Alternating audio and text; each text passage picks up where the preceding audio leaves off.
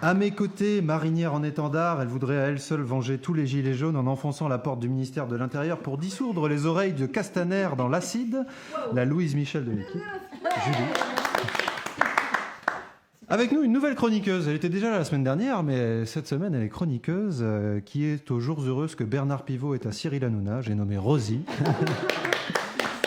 Et enfin, nous sommes très heureux de recevoir Asma Mhala, maître de conférence à Sciences Po et spécialiste des enjeux du numérique. Merci de nous faire le plaisir d'être avec nous. Merci. À la technique, Chris et Antoine. Les jours heureux, ça commence maintenant.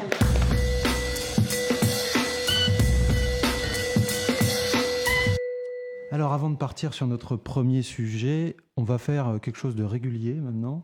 On va faire un point gilet jaune chaque semaine pour montrer un peu ce qu'ils font, leurs initiatives. Et c'est Julie qui s'y colle. Alors, un point gilet jaune. Pour l'art, les photographes font le point. Pour la philosophie du lean management, les start-upers font un point en stand-up meeting. Pour leurs exposés, les étudiants font des PowerPoint. Et nous, aux jours heureux, pour l'amour de la révolution, on fait un point gilet jaune. Alors nous faisons un point gilet jaune pour l'amour de la Révolution et aussi pour Raphaël Enthoven, oui, qui a tweeté hier à l'occasion du rassemblement contre l'antisémitisme à Paris, place de la République, honneur aux gilets jaunes présents, suivi, tenez-vous bien, d'un cœur. Un tweet qui m'a interpellé et qui m'a amené à me balader sur son fil Twitter. Je n'avais pas vu du tout, mais il était invité sur le plateau de l'émission Touche pas à mon poste il y a 2 jours.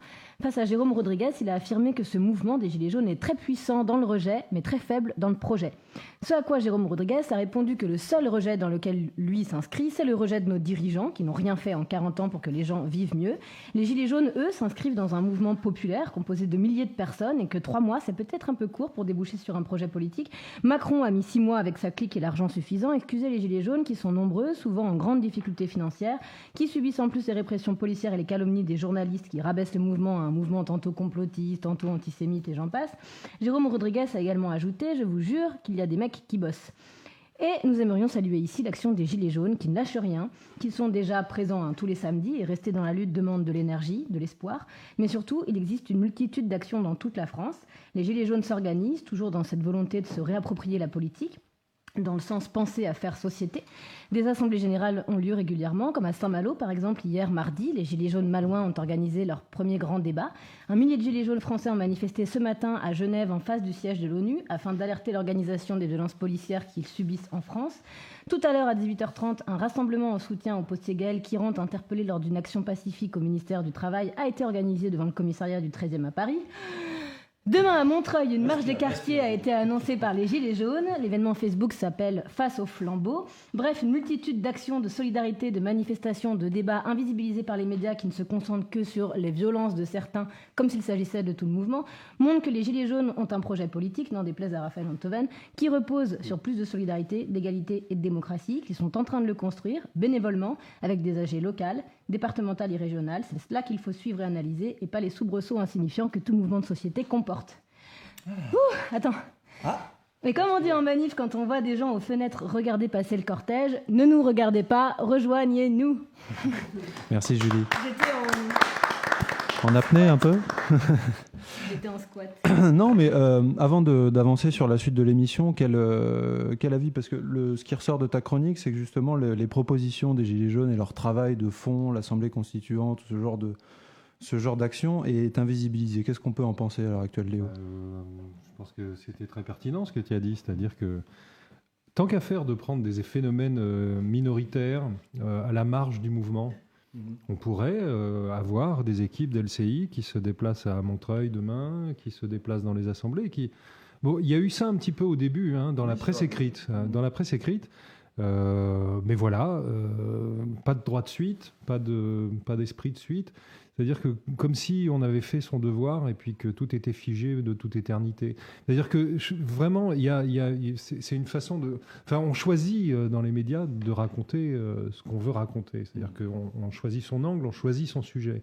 Il est évident, et maintenant la preuve est faite, que les grands médias audiovisuels en tout cas ont choisi de raconter uniquement un phénomène qui, selon eux, ne concerne que les samedis après-midi et essentiellement les Champs-Élysées. Voilà, mais c'est un phénomène, les manifestations des Gilets jaunes, la mobilisation et l'insurrection citoyenne qu'elles représentent dans les temps modernes sont bien au-delà de cette espèce de localisation totalement minoritaire. En réalité, j'ai l'impression qu'il se passe beaucoup plus de choses en plus en province, à Bordeaux, à Toulouse. D'après ce que j'ai compris, c'est assez spectaculaire.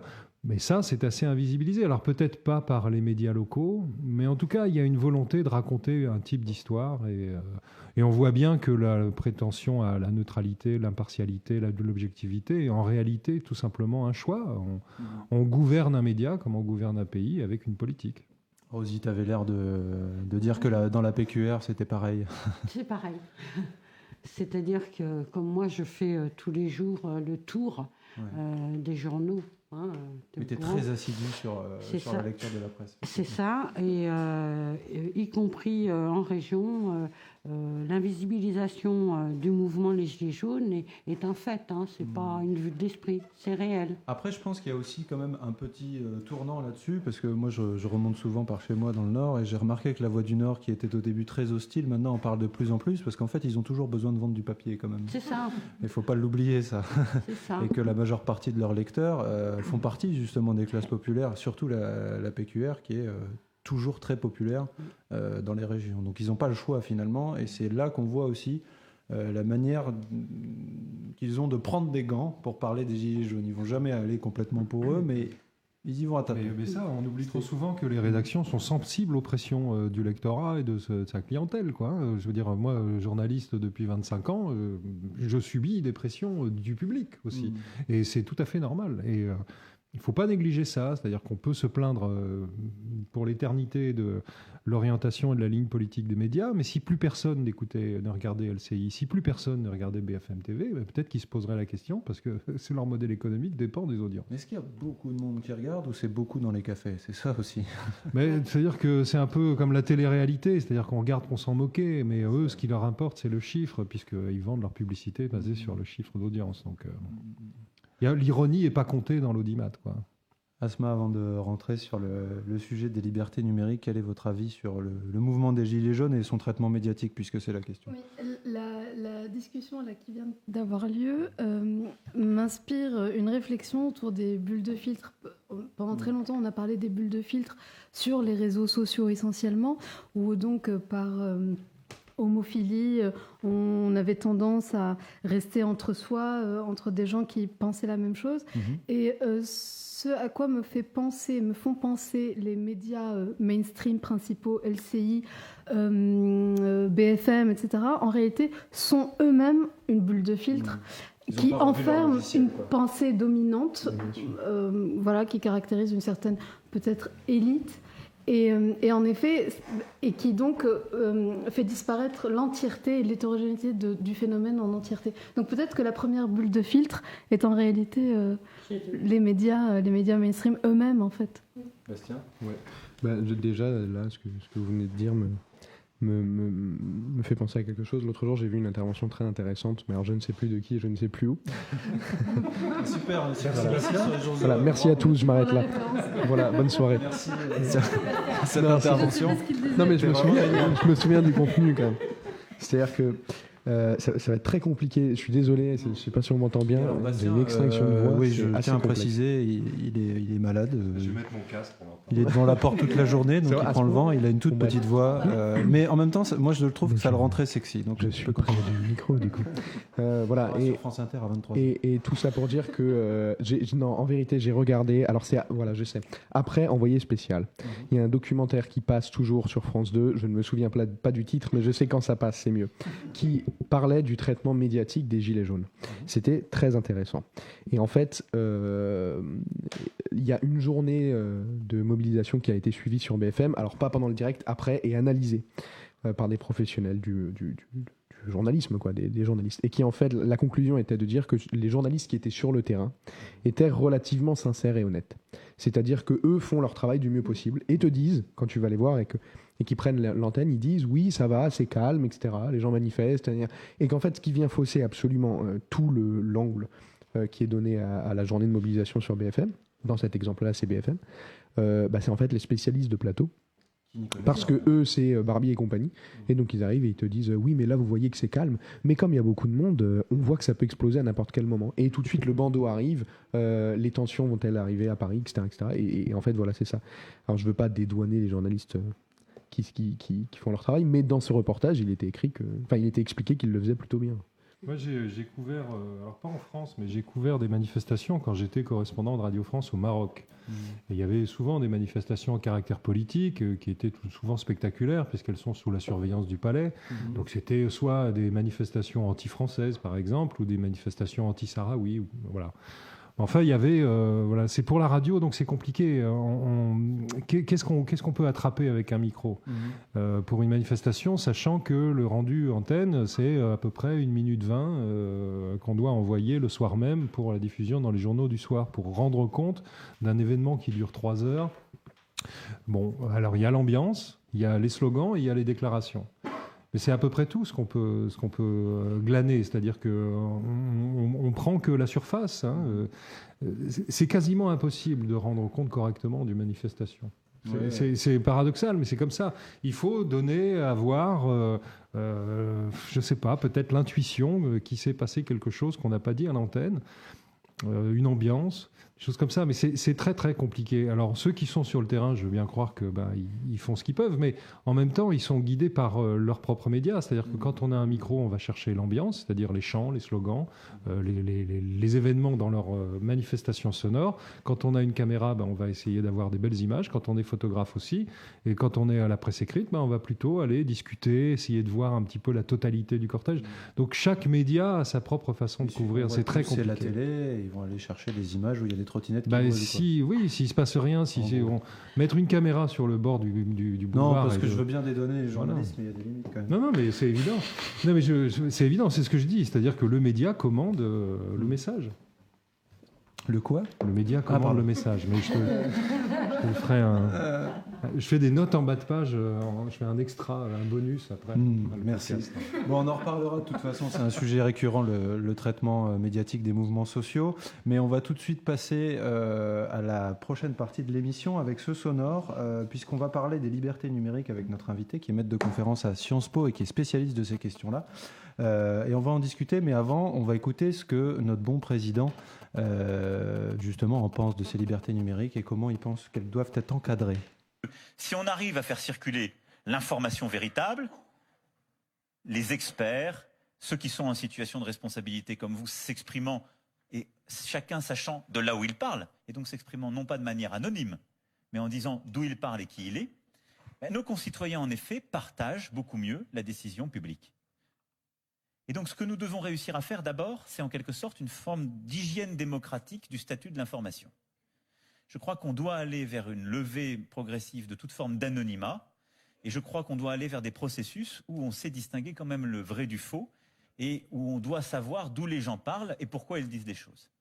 Ça participe de cette transparence. Là aujourd'hui on a beaucoup d'informations, tout le temps, on ne sait pas d'où elles viennent. Alors, Asma, déjà pour commencer, pour une mise en contexte, qu'est-ce qu'on pense de ce genre de déclaration qui comporte, je trouve, beaucoup d'approximations sémantiques et beaucoup de sens cachés ? Alors, sur les approximations, de façon volontaire ou involontaire, on confond pseudonymat et anonymat, évidemment. Et ce qui est assez intéressant, je ne sais pas de quand date cette déclaration. C'était dans le cadre du grand débat national, donc c'est vraiment il y a. Est-ce que c'était avant semaine. ou après la Ligue du LOL? Je crois que c'était avant. Voilà. C'était avant. Il me semble. Parce que la Ligue du LOL, ce qui était très intéressant, c'est que ça a remis sur le tapis cette question de l'anonymat. Et en réalité, on s'est rendu compte, ou plutôt du pseudonymat, en fait, parce qu'en réalité, l'anonymat n'existe pas. Quand il y a délit sur les réseaux sociaux, diffamation, propos haineux, etc., en réalité, on sait parfaitement les retrouver. C'est une question de temps, mais on sait parfaitement remonter et retrouver l'identité. C'est un faux débat, en fait, la question de l'anonymat. C'est un faux débat, mais c'est un micro-débat qui vient dans un contexte général de discours ultra-sécuritaire de ce gouvernement qui a l'air de paniquer un tout petit peu. Sécuritaire sur le numérique. Qu'est-ce que vous entendez par là ? Alors, je termine juste sur le pseudonymat. Et ce qui est assez intéressant, c'est qu'en réalité, les victimes des journalistes de la Ligue du LOL disaient que sans le pseudonymat, Daria Marx en l'occurrence, n'aurait pas pu en fait supporter la charge et la violence de ces attaques-là. Et c'est bien parce qu'elle avait un pseudonyme qu'elle arrivait à faire la différence entre son existence physique réelle et son existence numérique. Et c'est probablement ce qui l'a sauvée. Donc en réalité, c'est probablement un faux débat, et en plus qui ne va pas du tout dans le sens d'une protection quelconque de qui que ce soit sur les réseaux sociaux. Donc oui, pour élargir le débat, on va parler des libertés numériques. Et vous, dans une tribune qui a été publiée dans Le Monde, vous parlez d'avènement d'État sécuritaire sur le numérique. Oui. Qu'est-ce que vous entendez par là ? Ce qu'on voit apparaître alors avec les géants du numérique, les GAFA, Google, Facebook, Amazon, Apple, Microsoft, c'est qu'en réalité, on a deux entités nationales d'une part, les États de droit, les États-nations, et puis des entités économiques privées supranationales. Et ce qu'on voit de plus en plus apparaître, c'est une fragmentation de la souveraineté en deux pôles, une souveraineté territoriale d'une part, qui reste l'apanage de l'État, et une souveraineté fonctionnelle qui est de plus en plus prise en charge par les fameuses plateformes privées. Donc c'est Google, Facebook. Voilà, expression, liberté d'expression Facebook, trouver un boulot, la santé, etc. Absolument. Et du coup, l'État se retrouve un peu contraint sur ses prérogatives de souveraineté. Et pour s'auto-légitimer, c'est mon analyse en tout cas, se replie sur son régalien et donc sur son ultra-sécuritaire. Et ce qu'on voit apparaître aujourd'hui avec le gouvernement de Macron, sous prétexte de Ligue du LOL, sous prétexte de Gilets jaunes, etc., c'est qu'en réalité, pour chaque phénomène anecdotique, on va créer une loi qui va être un peu plus liberticide, de façon assez claire et explicite. Du coup, sur ces 3 derniers mois, on a eu la loi anti-fake news, la loi anti-casseurs, une espèce de généralisation de la reconnaissance faciale par ailleurs, et tout le débat sur l'anonymat, pseudonymat, qui fait une espèce de voile un peu plus opaque autour de ces sujets. De ces buzz d'actualité pour faire des lois liberticides derrière. Absolument. Et qui ne sont absolument pas nécessaires en réalité, parce qu'on est déjà équipé, l'État de droit français est suffisamment équipé aujourd'hui en termes de lois pour ne pas s'encombrer d'une logorée juridique supplémentaire. Un recul des libertés sous prétexte de contrôle. Sous prétexte de sécurité. D'accord. Et en réalité, ce qui se passe, mais alors à la décharge de Macron, ça date depuis beaucoup plus longtemps que ça, c'est sous prétexte de terrorisme, etc., un discours très très sécuritaire et des antagonismes permanents, une peur permanente de l'autre, des altérités, des migrants, de menaces, etc., qui donc en réalité font de la sécurité un concept comme allant de soi pour les opinions publiques ou l'opinion publique. Et donc c'est très très difficile de faire arbitrer aux gens sécurité ou liberté, puisqu'en réalité on nous explique toute la journée que la sécurité est une priorité, que nous sommes en danger, etc. Du coup, c'est ce glissement-là, c'est-à-dire que le discours sécuritaire vient préparer en fait des lois de plus en plus nombreuses et fréquentes, liberticides.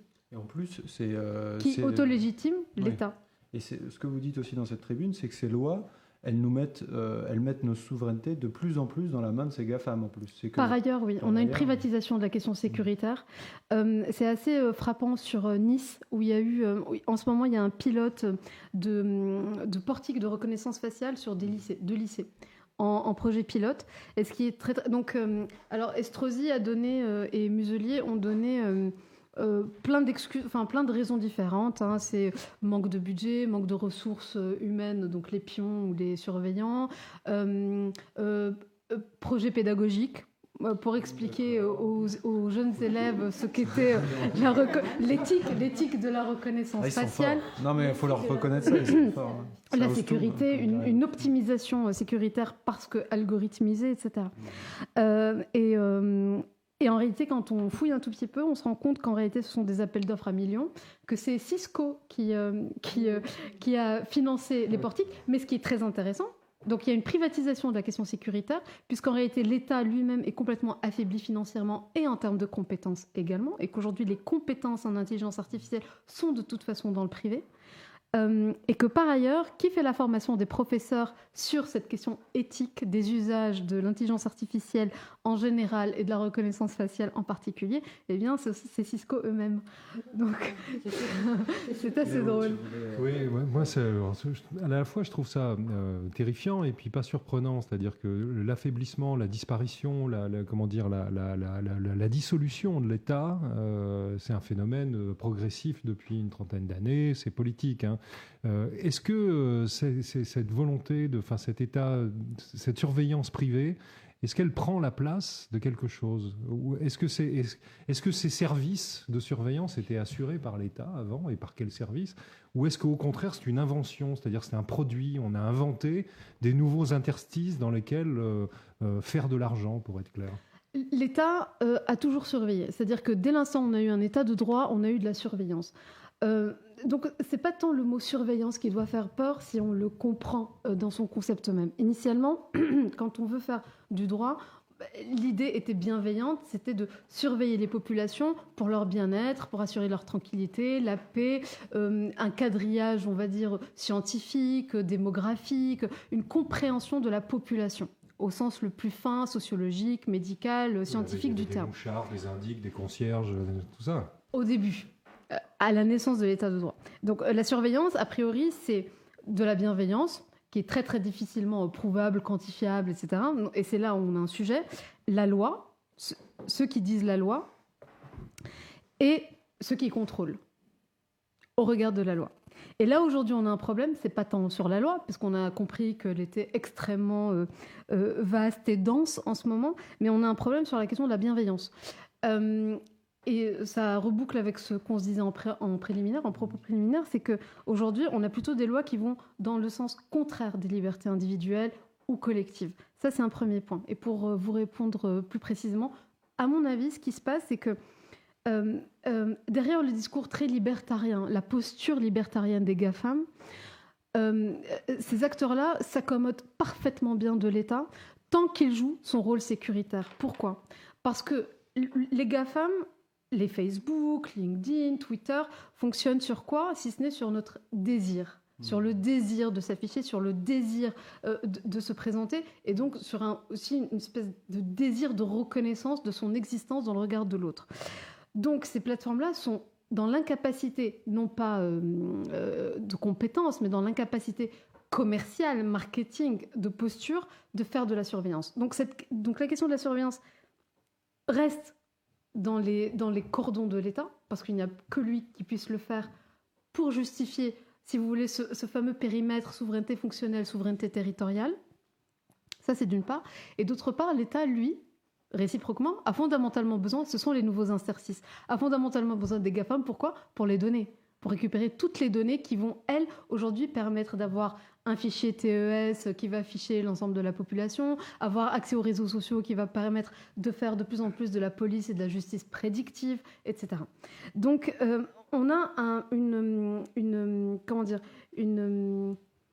répartition des rôles qui se fait de façon extrêmement fluide, avec une entente parfaitement cordiale entre ces deux acteurs-là.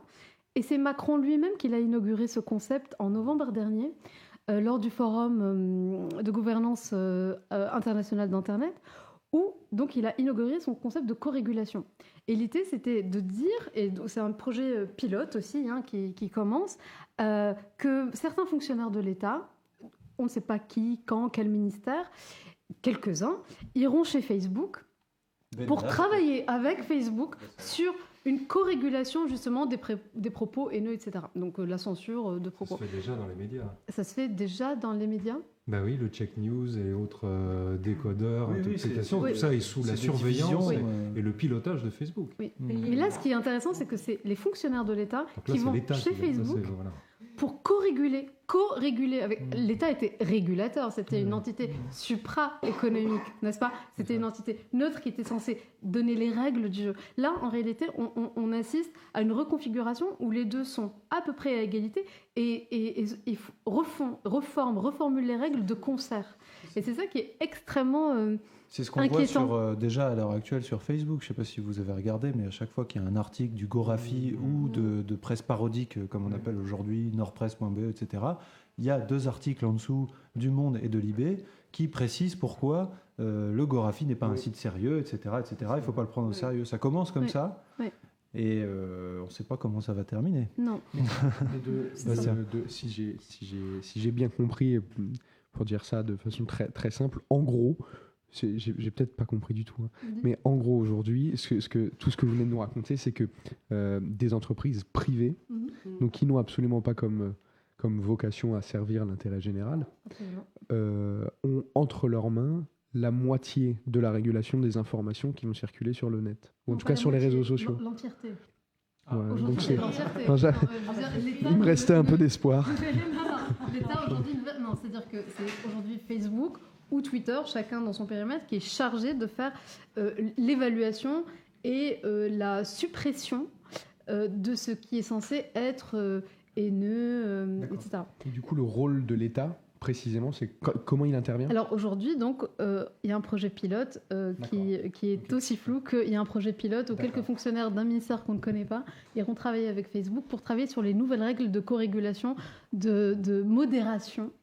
Et ce qui est juste très intéressant, c'est qu'en parallèle de ça, donc toujours dans la foulée en novembre, Facebook aux États-Unis, le siège de Facebook a lancé, a fait un communiqué de presse très intéressant en disant qu'il lançait d'ici fin 2019 son tribunal d'appel, sa cour d'appel, pour les utilisateurs qui voudraient faire recours sur une suppression de contenu qu'ils auraient publié, qui aurait été supprimé. De l'inégalité des gens devant la difficulté à faire des recours.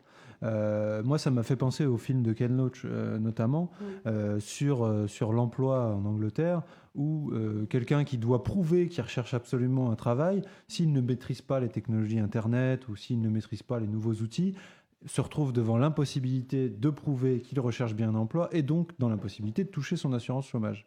Et là, ce que vous racontez dans cette tribune, c'est qu'on va se retrouver tous à peu près dans cette situation avec des parcours sinueux et très complexes pour pouvoir récupérer nos données ou d'autres choses. C'est-à-dire qu'on assiste à une bureaucratie algorithmique, très clairement. Et aujourd'hui, ce qui se passe, c'est que les boîtes noires de ces systèmes-là, donc ce sont les algorithmes, c'est bien le secret de fabrication de ces plateformes. Donc évidemment, elles ne sont pas en libre accès. Donc on ne sait absolument pas quels billets sont intégrés, comment ils sont construits, quels sont les critères de discrimination des différents arbres de décision qu'ils ont décidés, etc.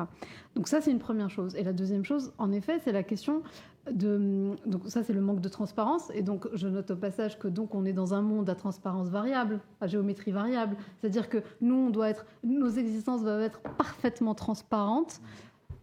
Rapport aussi à tout ce faux débat sur le pseudonymat, anonymat, etc. Quand eux, en face, sont tout sauf transparents et au contraire sont très opaques. Et les liens entre état de droit aujourd'hui et plateformes, méta-plateformes géantes sont tout sauf clairs. Ça, c'est par parenthèse. Donc, il y a le fait que les algorithmes, aujourd'hui, sont des boîtes noires que personne ne sait déconstruire ou analyser ou auditer. Ça, c'est la première chose. Et la deuxième chose, c'est que même si c'était possible, en réalité, il faudrait que nous ayons tous les capacités de comprendre comment est construit un algorithme. Donc, se pose une question fondamentale qui est la question de la formation des gens, de la population, à tout âge, de toute couche sociale, et que ça ne soit pas réservé à une élite numérique, et en plus qui se compte sur les doigts de deux mains, je pense, à Paris. Est-ce que les gens du ministère de la Défense ne sont pas vent debout là-dedans ? Parce qu'au moment de l'invention de l'arme nucléaire, il y a eu deux questions. Il y a eu la sécurisation des armes elles-mêmes, et puis il y a eu la sécurisation de l'accès aux armes et de tout le système qui les protège. Là, en gros, si on comprend bien, pour faire s'effondrer l'empire occidental, il suffit de faire couler Facebook, quoi. C'est-à-dire que ça devient une vulnérabilité pour les États. C'est une énorme vulnérabilité. Et ça, au sein du renseignement, par exemple, et de l'état-major, des gens qui réfléchissent aux questions de défense, oui. Est-ce qu'il y a un petit peu de réflexion Absolument. Il y a une très entendu parler aussi du fait que Microsoft rentrait aussi dans nos logiciels. Voilà. Il y a une très belle réflexion, puisque aujourd'hui, les renseignements, les services de renseignement, en gros, espionnage contre espionnage, travaille avec Palantir, qui est une des plus grosses entreprises de big data californienne, et qui a été fondée par Peter Thiel de mémoire, qui est un libertarien parfaitement assumé et assez extrême dans ses idées.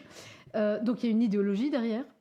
Donc il y a une partie qui est sous-traitée par Palantir, il y a des appels d'offres où Microsoft s'est positionné. Donc en réalité, la question réellement sécuritaire est de plus en plus déléguée sans qu'il y ait droit de regard, sans qu'il y ait débat public sur ces sujets-là. Parce qu'en plus, ces appels d'offres qui doivent représenter des offres, des sommes considérables, comme il n'y a pas, comme aux États-Unis, de Buy European Act, les Américains ont un Buy American Act qui les oblige à réserver une part de la majoritaire d'ailleurs de leur marché public à leurs entreprises locales. Nous, ce n'est pas le cas. Donc, y compris sur ces affaires sécuritaires, on doit mettre ces appels d'offres à partir d'une certaine somme au niveau européen à minima. Et donc, ça pose la question de notre souveraineté aussi en termes de défense. Absolument. En termes de sécurité, en termes de police également. C'est-à-dire, aujourd'hui, sur les logiciels de police prédictive, puisque c'est à l'étude, on y est, actuellement, ce sont des logiciels français très peu performants, très clairement. Ils ne fonctionnent pas. Les résultats sont très décevants, c'est-à-dire qu'ils nous apprennent ce qu'on savait déjà. Donc ils ne sont pas très utiles. Et d'ailleurs, ils viennent d'être remplacés par un autre logiciel qui est censé être un tout petit peu plus efficace. On verra. En revanche, les logiciels de police prédictive américains, eux, sont très très efficaces. Donc il y a un vrai sujet en France qui est la question de la formation des fonctionnaires et des hauts fonctionnaires. La formation et le budget. C'est-à-dire qu'encore faudrait-il que l'État ait une volonté d'armer intellectuellement, en termes de formation, ceux qui prennent ces décisions-là. Or, aujourd'hui, on a une espèce de vide de compétences sur les questions d'algorithmes, sur les scientifiques, sur la question d'intelligence artificielle et sur le numérique de façon beaucoup plus générale. Quand on regarde le corpus de cours à l'ENA, typiquement, c'est assez affolant. Non, c'est assez affolant. C'est-à-dire que la question Pas numérique... que pour cette raison-là.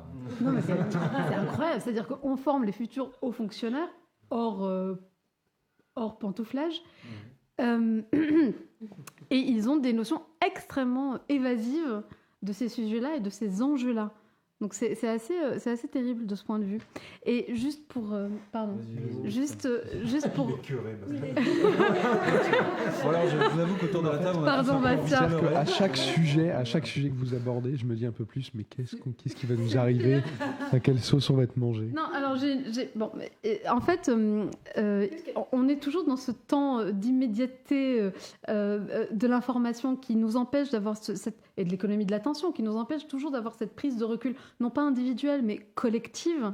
Le fameux concept d'opinion publique qui est très, très décrié, en réalité, aurait intérêt à ce qu'on le réincarne, mais comme quelque chose qui, justement, favoriserait des recours ou des contre-pouvoirs, un esprit critique. Aujourd'hui, l'esprit critique est de plus en plus difficile à développer, parce qu'on est sur les réseaux sociaux, on est en permanence happé par les informations, et il est très très difficile, quand en plus on manque d'éléments de contexte, quand on manque d'informations, de développer cet esprit critique. Mais juste pour terminer, parce qu'on a beaucoup parlé des GAFAM, et en France, on a une espèce de tropisme qui consiste à être plutôt technophobe, et la bonne nouvelle arrive, et à critiquer en permanence ces plateformes-là. Il y a quelque chose d'un peu obsessionnel en France, les GAFA, Google, Facebook, etc. En réalité, la vraie critique, et c'est celle qu'on ne fait pas, c'est celle de l'État aujourd'hui, c'est celle de l'État de droit, qui lui... Oui, c'est lui qui se met très volontairement dans leurs mains. Ils sont dans des partenariats qui sont parfaitement assumés quand on regarde. Je reviens au concept de co-régulation de Macron. Et peut-être qu'on devrait plutôt repenser l'État de droit, le repenser comme étant lui-même le contre-pouvoir, et non pas une partie, 50% du pouvoir aujourd'hui. Donc la solution, c'est une sorte de 6e République, finalement, je veux dire. Une assemblée constituante qui remettrait la règle du jeu, en balance. Enfin bref, je sais pas. Mais alors justement, quand tu as dit, en parlant de ça, et quand tu as dit à quelle sauce on va être mangé, est-ce qu'il y a des formes d'auto-organisation? Parce que nous, on est consentants, finalement. Il y a la question aussi du consentement. Le citoyen est consentant. On donne nos données, et ils se font des millions, d'ailleurs, sur nos données. Est-ce qu'il y a des formes de comment on peut lutter, finalement? Comment est-ce qu'on peut lutter? Alors, c'est vrai, on peut poser des data, la question du consentement... J'adore Emmanuel Macron. Je tiens à le dire ici publiquement. La question du consentement, elle va très très au-delà du consentement. C'est-à-dire qu'on est déjà sur des stratégies de nudge, c'est-à-dire qu'on va vous pousser des informations qui vont infléchir vos décisions, vos clics, vos comportements sur les réseaux sociaux à l'insu de vous-même, en réalité. Donc, on va travailler votre inconscient, ça c'est la première chose. On a parlé très très longtemps des algorithmes de Facebook, de Google, qui sont revus assez régulièrement, et donc qui changent un peu le fonctionnement et la dynamique des informations qui remontent. On en a beaucoup parlé avec les Gilets jaunes. Et de façon plus générale, quand je disais on est au-delà du consentement, c'est-à-dire que je reviens à cette idée qu'ils travaillent sur quelque chose qui est instinctif chez nous, qui est un point faible, qui est notre talon d'Achille, c'est cette question de visibilité, de désirabilité et de reconnaissance des autres. Et ce que Facebook a apporté en France, qui est assez étonnant, c'est en fait une forme de communautarisme, parce qu'on se regroupe dans des communautés, alors qu'en France, on a toujours été dans l'idéologie de la communauté nationale, donc un pays, une nation, une république. En réalité, et c'est très très peu assumé, et c'est très peu dit, par les responsables politiques, c'est qu'en réalité, la France aujourd'hui est un pays parfaitement communautaire et ça a été très bien accompagné par ces réseaux sociaux-là, où Mohamed de la banlieue, qui est parfaitement rejeté par le système, va retrouver 1, 2, 3 communautés sur Facebook, Twitter, etc., et va se reconnaître et pouvoir retrouver un sens, une existence via ces communautés-là. Sur la question des contre-pouvoirs, on va arriver sur la question du coup des données personnelles. Qu'est-ce qu'on fait de nos données personnelles ? Et ça, c'est un très vaste débat qui est pas du tout tranché. Les libéraux sont plutôt sur une stratégie de monétisation, c'est-à-dire qu'on monnaie nos données, on les vend. D'autres écoles partent plus sur l'idée qu'une donnée sociale n'est absolument pas... Une donnée personnelle, pardon, n'est absolument pas du tout personnelle, mais elle est sociale. C'est-à-dire qu'aujourd'hui, moi, je suis ici avec vous. C'est une donnée personnelle. Mais en réalité, en disant que je suis ici avec vous, je dis que vous êtes avec moi. Et donc, en réalité, on est sur un graphe social où les données personnelles seules n'ont strictement aucune valeur économique. C'est le fait de les mettre en interaction autour d'un graphe social qui a de la valeur. Le débat est ouvert, c'est un débat idéologique sur qu'est-ce qu'on fait des données personnelles. Est-ce qu'on les vend ? Si oui, combien ? Qui les monétise ? Est-ce qu'il y a un marché ? L'offre et la demande ? Qui sont les brokers ? Transparence ? Quel recours ? Est-ce qu'on peut les vendre collectivement ? Parce qu'en réalité, si on va sur cette hypothèse-là, monétisation, on va se retrouver avec un système où vous, Julie, toute seule, vous allez vous retrouver face à Facebook, en fait. Et donc, votre pouvoir de négociation est absolument nul. Et vous allez vous retrouver avec peut-être quelques centimes, quelques euros. De toute façon, ils le monnayent déjà sans qu'on ait de rétribution, en fait. Oui, aujourd'hui, c'est du travail gratuit. Parce que c'est du travail. Hein. C'est une sorte de bénévolat de données, quoi. Oui, voilà. Parce qu'on nous fait travailler sur ces réseaux sociaux. Une petite couleur pour finir, mais pas parce que c'est toujours mon obsession. Tout ça s'accompagne quand même d'une hégémonie culturelle, c'est-à-dire que pour vendre, pour vendre cette idée et ses besoins, on est quand même on vit dans la Silicon Valley, on veut être comme dans Netflix. Donc, si on a des envies de paraître et d'être en relation ou d'être justement en réseau. Dans des réseaux très spécifiques, communautaires ou particuliers, ou selon la mode, par exemple, ou des groupes de musique, c'est aussi parce qu'on a envie de s'insérer dans un monde qui nous est montré comme étant un monde idéal et qui est la seule insertion possible. Et tout ça vient des États-Unis. Je veux dire, pour être clair, comme je le disais tout à l'heure, c'est ma note en bas de page, le média formate le message. C'est-à-dire que pour les médias, de devoir faire de la vidéo courte, carrée, avec des sous-titres, etc. Tout ça, c'est un format qui est créé quelque part, qui est utilisé à destination, dans un mécanisme civilisationnel. C'est-à-dire que en Chine, on n'utilise pas la vidéo carrée, etc., sous-titrée, parce que c'est un autre modèle civilisationnel. Et il y a une autre hégémonie culturelle. Oui. Alors là, c'est le produit d'années de globalisation, de mondialisation, d'une part, et d'autre part, si on prend un prisme un peu de hauteur et un prisme un peu géopolitique, où est l'Europe ? Elle va être enclavée de plus en plus entre une nouvelle forme de guerre froide autour de l'intelligence artificielle, entre deux blocs, les États-Unis, la Silicon Valley d'une part, et la Chine d'autre part. Et aujourd'hui, l'Europe, très très affaiblie, siphonnée par des mouvements populistes un peu partout, le concept même d'Europe étant parfaitement décrié, l'intelligence artificielle, investir dans l'intelligence artificielle au niveau européen, créer des acteurs qui font du poids face à au Google, au Amazon, au BATX, c'est à peu près pas le sujet du jour. C'est pas du tout à l'ordre du jour aujourd'hui. Et du coup, l'Europe va se retrouver de plus en plus, finalement, abritée par les États-Unis. Parce qu'elle a un choix existentiel à faire et que, évidemment, ce sera le choix américain. Absolument, c'est industriel après avoir été militaire. Et aux États-Unis, on a Netflix et McDonald's. C'est vrai, c'est super bon. Alors, on vous vend le confort. Non, mais on parlait des communautarismes et des communautés. Ça va nous faire glisser vers la deuxième partie de l'émission, puisqu'il va être question d'antisémitisme.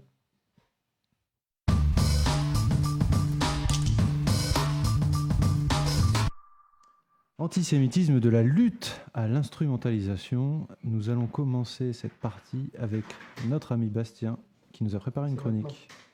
D'accord. J'ignorais que c'était maintenant. Mais Bonsoir. C'est pas grave du tout. Bonsoir à tous.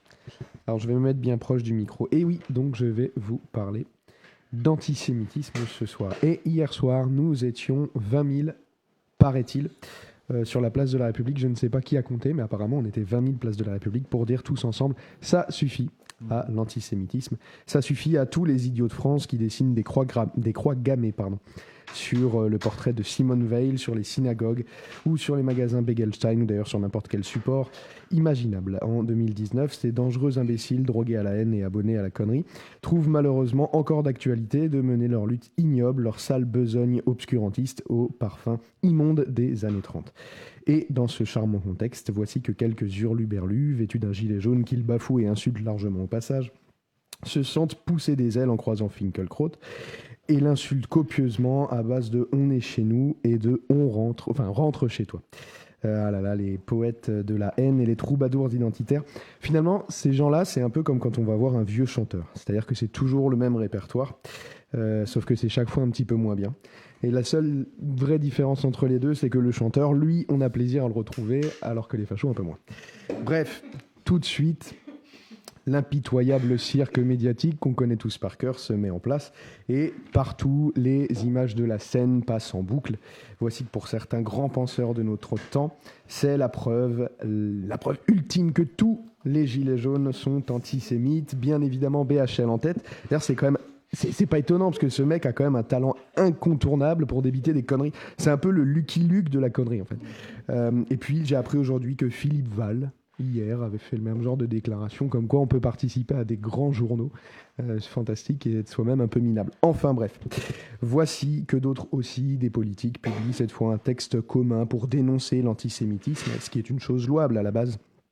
Mais volontairement, ils évincent grossièrement certains adversaires politiques. Alors là, le palme de la manœuvre la plus abjecte est remise au Parti Socialiste et à Olivier Faure. Sans jeu de mots aucun, ce type est d'une faiblesse incroyable. Car il n'y a peut-être rien de pire que l'instrumentalisation de l'antisémitisme à des fins politiques. Jouer avec le feu, jouer avec le pire, jouer avec un fléau radicalement opposé aux valeurs fondatrices de notre République, qui est pourtant notre socle commun, pour servir sa triste cause politicienne qui en plus va te faire 4%. Décidément, le Parti Socialiste, même lorsqu'il est plus bas que jamais, continue à creuser. Alors bien sûr, je peux vous parler des Insoumis, de Jean-Luc Mélenchon, qui est un habitué de la manœuvre, puisqu'en 2013, Moscovici lui avait déjà fait le coup, vous êtes antisémite, blablabla, pour une sortie contre la finance. Mais non, je peux aussi vous parler d'Emmanuel Morel, cette fois, parce qu'il a eu le tort, Morel, de claquer la porte du Parti Socialiste à la fin de l'année dernière, pour créer son propre parti, et du coup, c'est de l'ironie, et du coup, il est évincé également de la lutte contre l'antisémitisme, et oui, parce que Olivier Faure, c'est l'alpha et l'oméga de l'antisémitisme, grâce à des boucles Telegram. Enfin bref, la mesquinerie irresponsable. Irresponsable, c'est le mot, parce qu'on ne tergiverse pas avec l'antisémitisme, mais je vais vous demander d'être un petit peu sérieux pour cette fin. On ne tergiverse pas avec l'antisémitisme, on ne joue pas avec l'antisémitisme. On ne joue pas avec la haine, on ne joue pas avec le racisme, avec la xénophobie, avec l'islamophobie ou avec l'homophobie, j'en passe. La liste est trop longue et trop dégueu. On se dresse, peu importe pour qui, peu importe quand, peu importe contre qui, peu importe comment, on se dresse et on affirme, ça suffit. La question, en fait, cette fois, n'était pas de savoir si on apprécie Alain Finkielkraut, son travail ou ses idées. Moi, personnellement, je ne les apprécie pas du tout. La question, c'est de savoir si on peut accepter que ce type se fasse insulter ou menacer parce qu'il est juif. Bien sûr, la réponse est non, parce que c'est insupportable et c'est impardonnable. Alors, après le bruit, après l'émotion, lorsque les esprits vont revenir et que la pensée va pouvoir refaire surface, il va falloir qu'on se demande tous ensemble pourquoi. Pourquoi l'antisémitisme, certes, mais surtout pourquoi à ce niveau-là, aujourd'hui. Viendra alors le travail indispensable que nous avons à faire tous ensemble, combattre cet antisémitisme et toute forme de haine, de racisme à sa racine pour l'arracher des cœurs et l'arracher des têtes de tous les citoyens de ce pays. Merci beaucoup, Bastien. Si je peux faire un premier tour de table sur ce sujet, qu'est-ce qu'on pense de cette alors recrudescence? Moi, je fais attention à ce qu'on dit sur la recrudescence des actes antisémites. Je regardais l'interview d'un journaliste du Monde diplomatique il y a 2 jours chez Le Tellier sur France 3 qui disait que oui, cette année, il y a une recrudescence des actes antisémites par rapport à l'année dernière notamment, mais que par rapport à il y a 3 ans, ils étaient moins nombreux. Donc il faut faire attention aussi à dire ça. Ceci dit, on a vu ces exemples-là, Bastien t'en parlait, les tags sur la boutique. On ne connaît pas les coupables. C'est vrai qu'on ne connaît pas les coupables, Chris, tu as raison. En tout cas, on a vu ces exemples. Est-ce que cette recrudescence doit nous intimer de faire attention et puis de lutter plus que jamais, Léo? Vas-y, Julie, pardon. C'est pas surtout dans le cadre là de l'insurrection, enfin, du mouvement des Gilets jaunes qu'on est en train de vivre que les actes antisémites sont davantage mis en avant par les médias. Les Castaner, c'était 2018. Alors, si je ne m'abuse, les Gilets jaunes ont commencé le 17 novembre, qui est un peu tard pour commettre des actes antisémites. Enfin, bref. Écoute, moi, j'ai été assez sidéré tout le week-end par l'irresponsabilité et l'indécence dans la parole publique. Il y a eu vraiment beaucoup d'indignité autour de cette question. Alors, il y a des antisémites en France, il y en a plein. Ouais. Il y a des gens qui passent à l'acte. Il se trouve que là, apparemment, il y en aurait qui ont décidé de passer à l'acte parce que ça tombe bien, on leur fait de la publicité. Donc, c'était une magnifique opportunité. Qu'il y en ait dans les manifs des Gilets jaunes, des crétins, il y en a aussi probablement à La République En Marche et probablement au sein du Parti Socialiste. Ça, il y en a un paquet. Non, mais je veux dire, voilà. Bon, voilà, une fois qu'on a dit ça, moi, ce qui m'interpelle après, parce que bon, les polémiques, enfin, je veux dire, oui, comment c'est devenu un sujet en 2 jours? Comment est-ce que c'est devenu un sujet en 2 jours? Ça a été, je veux dire, et j'aimerais bien qu'on refasse la généalogie de cette polémique. C'est un souci. Je veux dire, ok, d'accord, il y a des gens qui détestent les Juifs, qui inventent des trucs complètement farfelus, délirants sur eux, ignobles. Bien sûr, dans l'histoire de l'Occident, ça évoque quelque chose de particulièrement plus que macabre. Enfin bon. Mais comment c'est devenu un sujet? Comment est-ce que ça a remplacé tous les autres problèmes? Bon, ça, c'est une généalogie qu'il faudra faire et qu'on ne peut pas faire maintenant parce que c'est trop délicat. Voilà, il y a des gens qui souffrent de ça. Bon. Moi, ce qui m'a vraiment interpellé, c'est, comment dire, ça fait combien d'années, peut-être depuis les années 80, que l'antiracisme est une espèce de donnée évidente de la culture européenne. Hein. Bon, voilà. On est tous d'accord. Mais ça ne marche pas.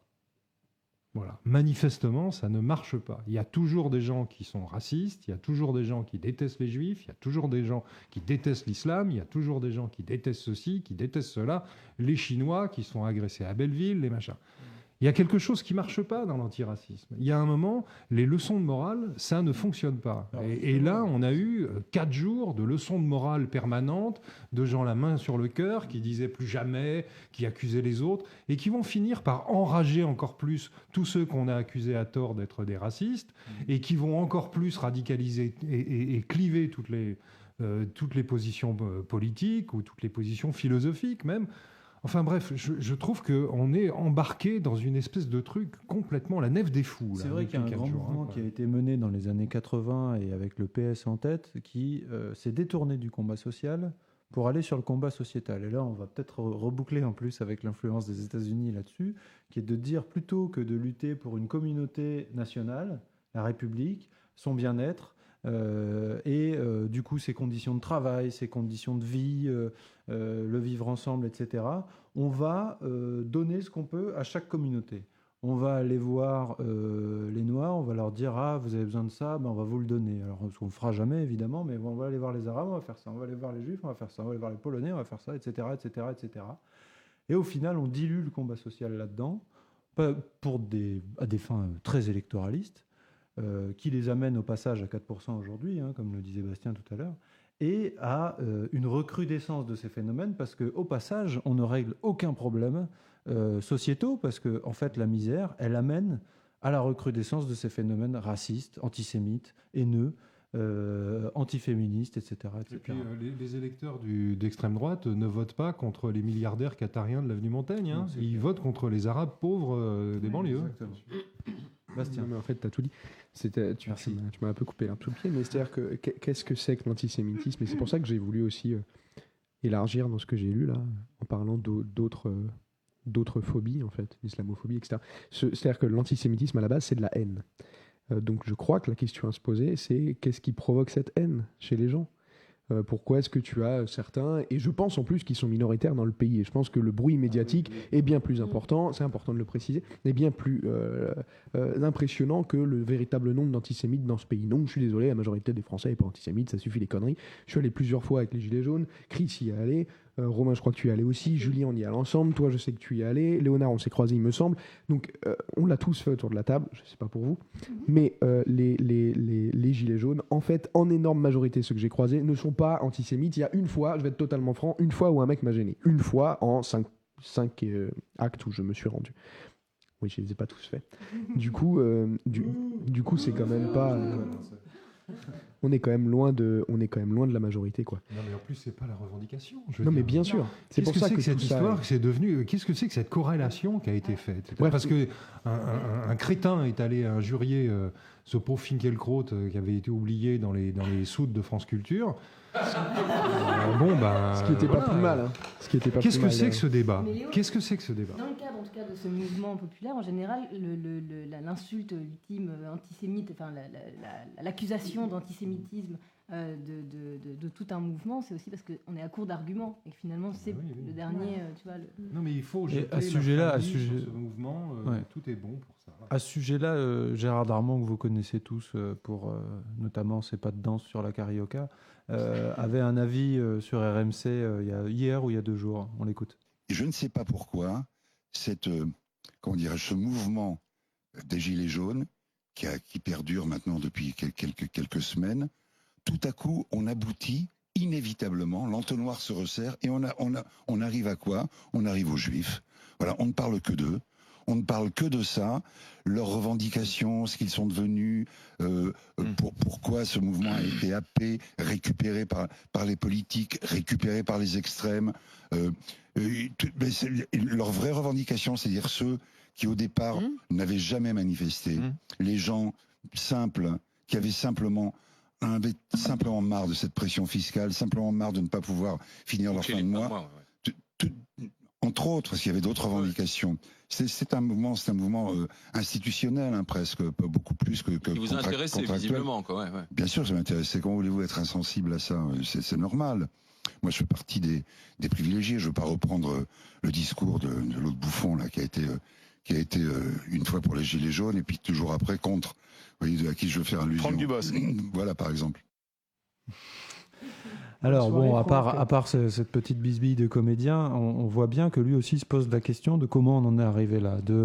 À la base, évidemment, c'était des anti-écolos parce que en fait, ils refusaient d'abandonner leur voiture pour aller au travail, mais bon, ils n'allaient pas y aller à cheval en même temps.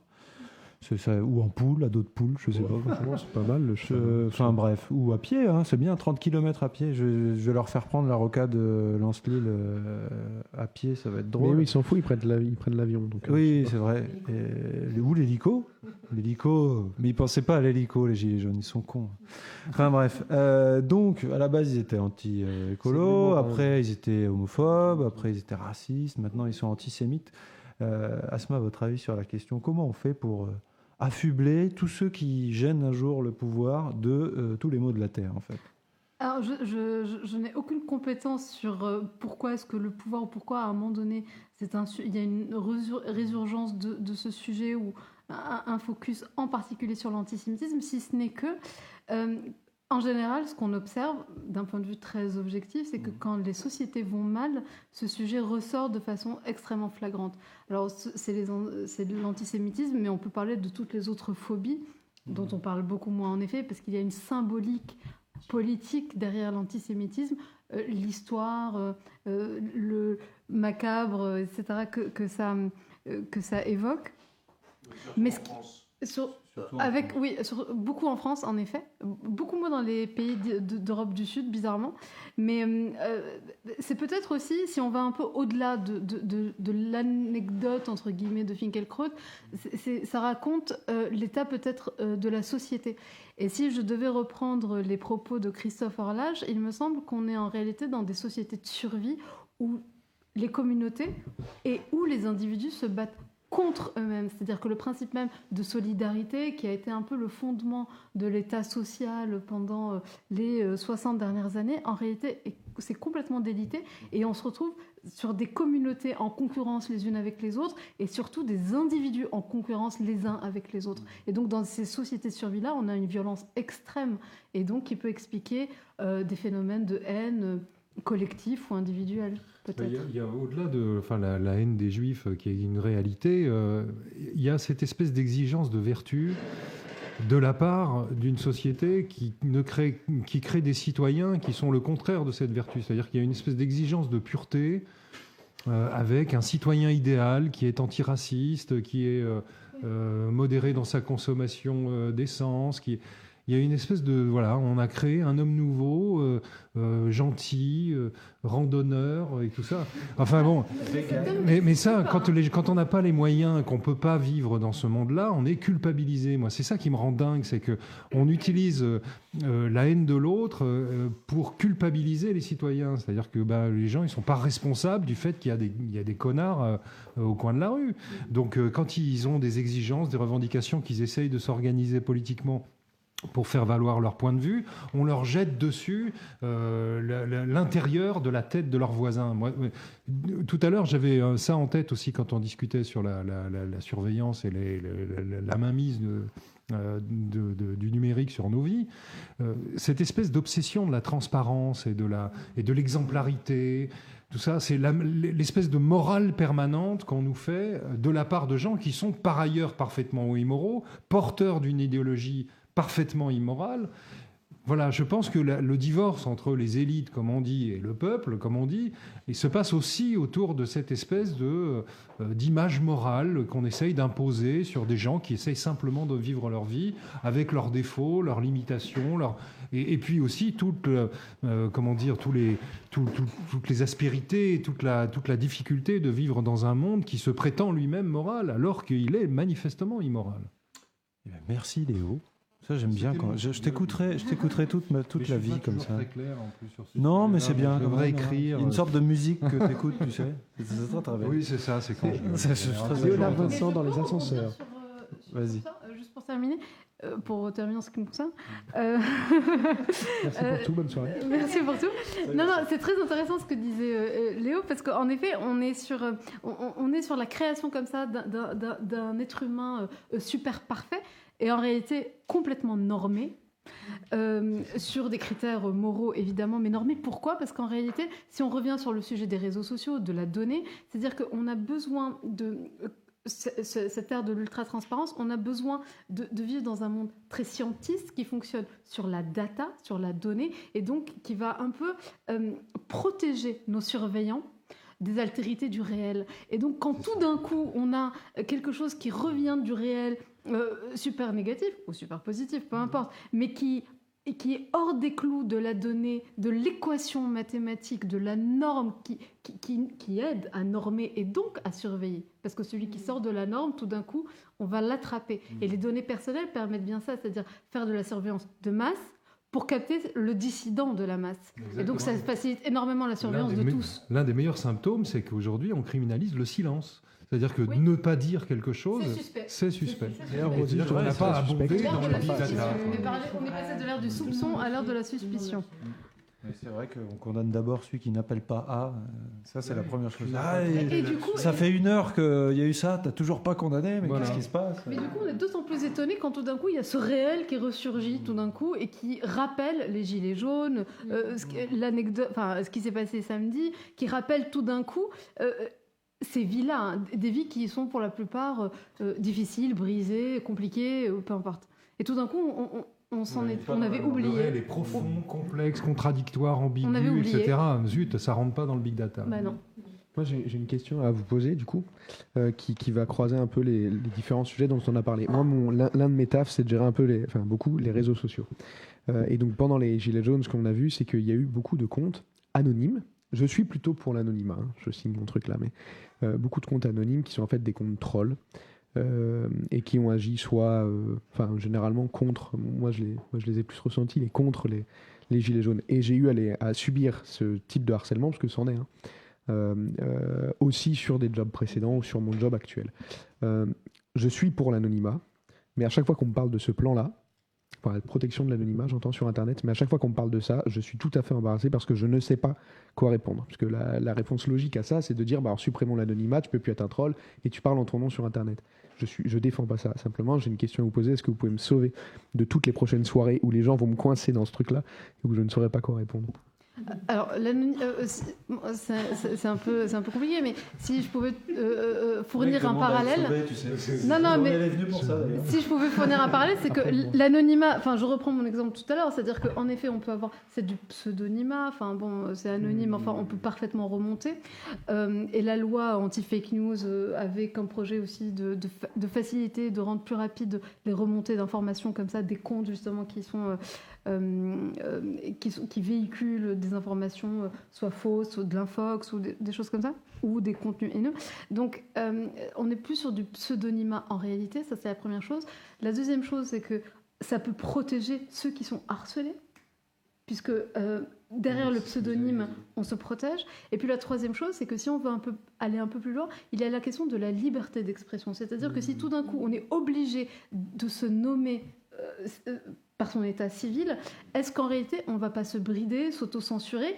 Et si on va plus loin et si on fait un parallèle, le vote, il est bien secret. Bien sûr, donc, c'est une liberté d'expression un peu ultime, le vote. Donc, pourquoi est-ce que... toujours existé dans la société. Le pseudonymat a toujours existé. Les artistes et beaucoup d'autres ont toujours utilisé ça. Et beaucoup d'opinions aujourd'hui qui sont partagées, débattues sur les réseaux sociaux sont politiques.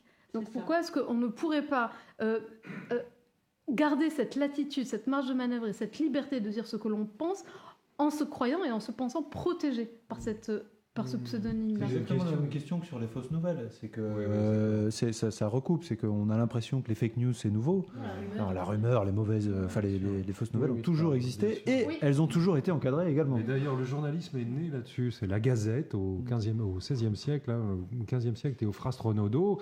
Vous lisez les premiers numéros de la Gazette. C'est absolument délirant. Il raconte n'importe quoi sur le roi. J'écoutais l'autre jour une très bonne émission de France Culture, d'ailleurs, dans les heures où Finkielkraut n'officie pas, et qui était consacrée justement à la mort du roi. Et c'était dans la Fabrique de l'Histoire. Il y avait une série d'émissions sur comment on annonce la mort du roi. Alors, il y avait Henri IV, etc. Et c'était très intéressant parce qu'il était uniquement question de la naissance du journalisme et de tous les délires qu'on a racontés là-dessus. En gros... c'est consanguin, quoi. Mais moi, j'ai une question juridique un petit peu tordue. Je me suis posé avec la question sur l'anonymat. Est-ce que les entités, par exemple, le compte de l'Élysée, le compte d'une association, est-ce que c'est considéré comme un pseudonyme ou un... Non, c'est un compte officiel qui parle au nom d'une institution. Donc là, on sait qui parle. Donc il y a une personne morale qui dit ça. Oui, c'est une personne morale. Il y a des blagues, il y a des community managers qui sont plutôt rigolos, non? Alors parfois, ils sont sanctionnés. Hein. Ils sont sanctionnés assez vite. C'est vrai? Ouais. C'était parce que vraiment cette histoire, ça m'étonne que tu n'aies pas d'argument, Bastien. Non, mais j'en ai toujours quelques-uns. J'ai peut-être un peu enrobé le truc, mais c'est vrai que j'ai cette espèce de mindfuck, comme on dit. Il utilise la langue de l'occupant. Et sur les fake news, juste pour revenir sur les fake news, les premiers producteurs de fake news, c'était la propagande. Hein. Donc ce sont bien les États eux-mêmes, en fait. La guerre d'information, toutes les guerres qu'on a lancées, Libye, Irak, c'était bien des fake news, très très grave. Donc on est très au-delà de ce qui se passe aujourd'hui sur les réseaux sociaux. Et on n'a jamais eu de loi sanctionnant la propagande d'État. Donc ça, c'est une première chose.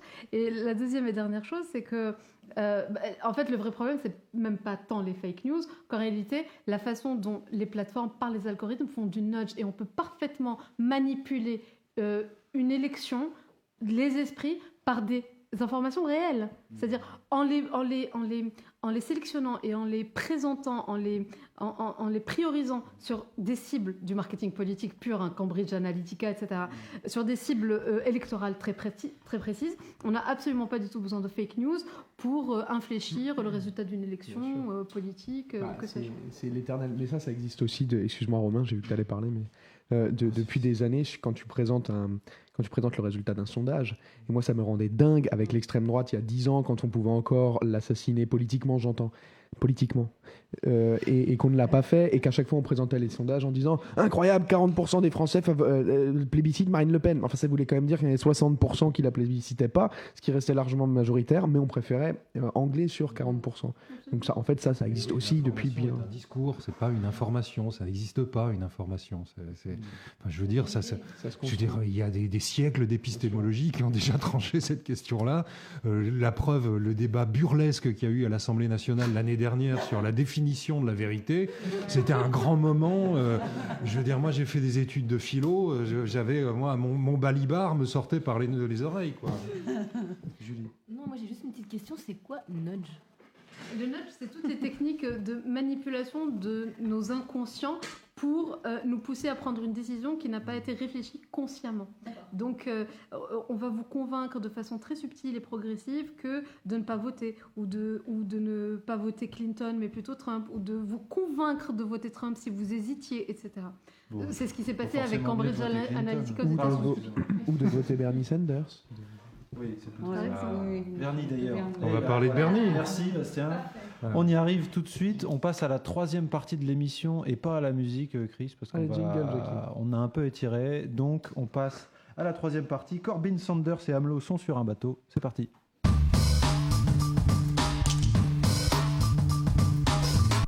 Alors on en discute ensemble parce que effectivement l'ami Bernie Sanders a lancé sa campagne hier. Et en moins de 24 heures, il a déjà récolté 6 millions de dollars. C'est quand même bien faire de la politique aux États-Unis. Et il a commencé en étant très très offensif. Sa première vidéo le montre, à la fois sur un anti-Trumpisme affirmé, en le qualifiant de menteur pathologique, ce qu'il avait déjà fait, mais il réitère, de sexiste, de misogyne, etc., en disant que l'Amérique mérite mieux, mais aussi, et là c'est plus intéressant, et ça nous parlera aussi plus à nous Français, sur un socialisme aussi affirmé et basé sur l'écologie. Qu'est-ce qu'on en pense de ça, de ce lancement de campagne, Léo ? Moi, j'ai trouvé déjà un truc révélateur, c'est que d'abord, il y a Bernie et puis il y a tous les autres. C'est-à-dire qu'il y en a, je crois, 25 qui se sont déjà déclarés autour du camp démocrate, ou en tout cas autour de... Voilà. Bon, ça veut dire qu'il va y avoir des primaires, comme d'habitude, et qu'on est parti pour la grande parade. Bernie Sanders, aujourd'hui, est attaqué par la presse américaine, non pas sur son programme politique, puisque l'Amérique étant pionnière du monde, on arrête de parler de politique, on ne parle plus du contenu des programmes.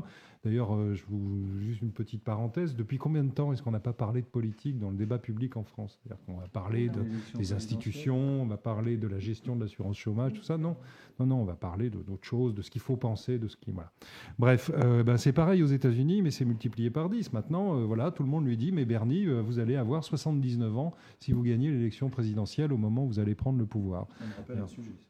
Voilà, donc maintenant, Sanders, c'est le vieux, donc il va falloir qu'il bataille contre un tir de barrage qui va être sur sa personnalité et sur tout le reste. En réalité, dans les campagnes électorales aux États-Unis, il y a deux mondes. Il y a le monde médiatique et puis il y a le monde réel des meetings dans l'Iowa. En général, ils commencent par l'Iowa, qui est un grand État où on fait du maïs, il y a des agriculteurs. Ensuite, dans l'Ohio, etc., l'Idaho. Et là, ils vont parler politique. Mais là, il n'y a pas les grandes caméras, les caméras des grands médias, parce que c'est chiant. Voilà, ça prend la tête, les gens, ça ne concerne pas tout le monde. La question des réserves stratégiques de maïs américain en Californie, on sent... voilà. Bon, bref. Donc, il y a ce monde-là, des meetings. C'est la façon dont Trump a réussi à attirer à lui la classe ouvrière, en parlant de réouvrir des usines, de refaire de l'acier, de rapatrier les usines automobiles, de rouvrir ce qui avait été fermé par les libéraux de gauche, entre guillemets. Et puis, de l'autre côté, il y a un monde médiatique qui pèse très lourd, parce que c'est l'essentiel des élites urbaines qui se fait ses opinions à partir de là, et qui va faire une espèce de showbiz. Est-ce qu'on veut se marier avec Bernie Sanders? Est-ce que un jour il n'a pas été désagréable avec quelqu'un? Un jour, est-ce qu'il n'a pas dit un mot qu'il n'aurait pas dû dire? Est-ce qu'il n'a pas tweeté un truc en 2012? Est-ce qu'il n'est pas antisémite? Est-ce qu'il n'est pas antisémite? D'ailleurs, c'est ce qui arrive à Corbyn. Donc voilà, pour l'instant, Bernie est surtout le faiseur de roi. C'est comme ça qu'il se positionne à gauche. Ce qui est clair, c'est qu'il est le leader d'un certain nombre de personnalités qui ont émergé cette année.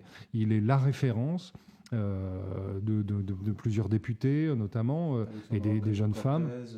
Voilà, qui sont une vraie nouvelle génération qui assume le mot socialisme. Et il est le faiseur de roi. Est-ce qu'il tiendra jusqu'au bout? Est-ce qu'il a vraiment l'intention d'aller jusqu'au bout de l'élection? Ça va être difficile pour lui, parce qu'il faut partir à la conquête d'une citadelle qui se défend très bien.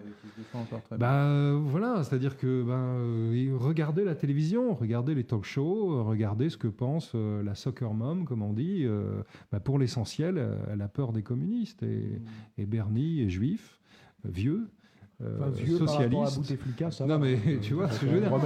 C'est comme ça que ça va se formuler dans le Kansas, ou même dans les petites villes de Californie ou de l'État de New York.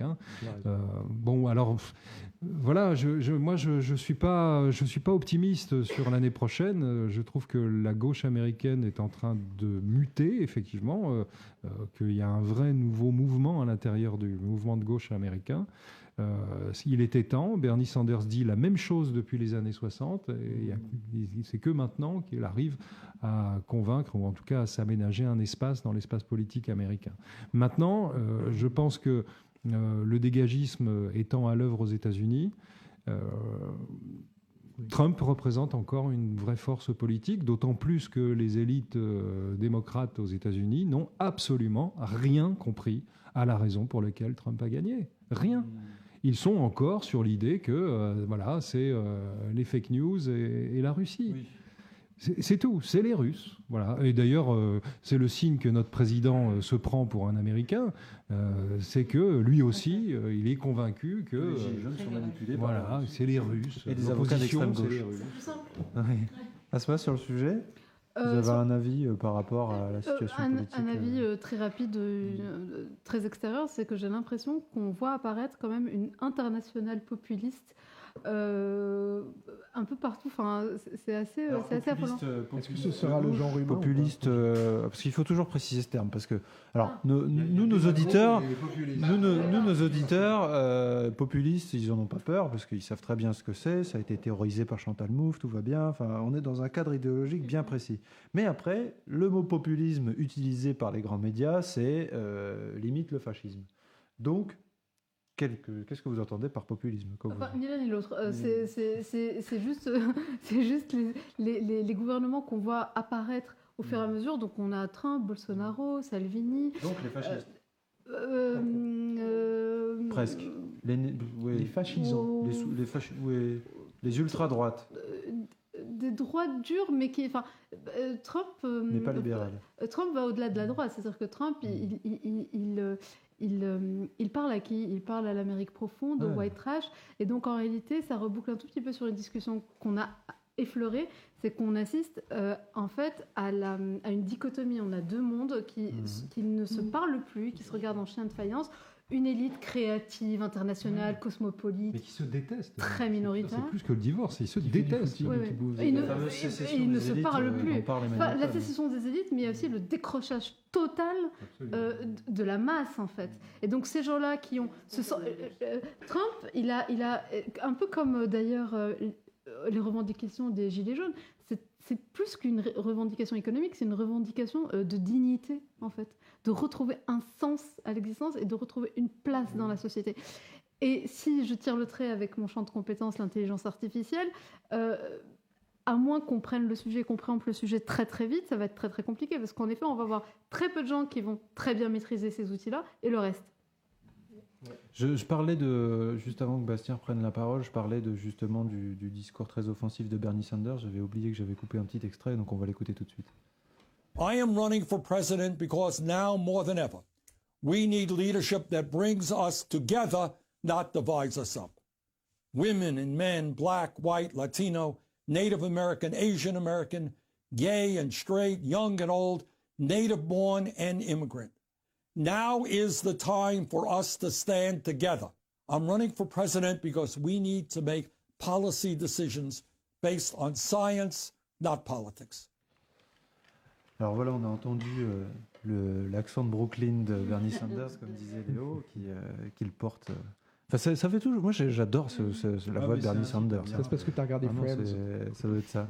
Mais en tout cas, comme je le disais, c'est vraiment quelque chose. Alors, juste avant, il parle de Trump, mais ça ressemble à un appel à la Coluche, limite. De dire tous les affligés, rejoignez-moi pour foutre Trump dehors. Quoi. Bah lui, oui, il veut vider le marais, comme disait l'autre, mais le marais qu'a créé l'autre. C'est-à-dire qu'il a. Trump a fédéré le petit peuple blanc du Middle West et la classe ouvrière de Pennsylvanie. Et voilà. Donc il faut réussir à diviser ce peuple pour réussir à les convaincre de voter à gauche pour leurs propres intérêts. C'est pareil dans tous les pays. Je veux dire, le problème n'est pas le rapport de force. Je veux dire, les sondages ne veulent rien dire. En réalité, ce qu'il faudrait sonder, c'est les abstentionnistes. Et tous ceux qui répondent dans les sondages « non, je n'irai pas voter », il faudrait les cuisiner pour savoir « mais si vous votiez, qu'est-ce qu'il faudrait ?» pour avoir une vraie image de la population française. Et aux États-Unis, c'est exactement ça. Je pense qu'il faut, nous, gens de gauche, il faut qu'on se méfie de l'année qui vient et de la campagne aux États-Unis. Bernie Sanders va s'adresser aux Américains. Il faut se rappeler que nous ne sommes pas Américains et que nous ne comprenons pas les États-Unis et qu'il va s'adresser.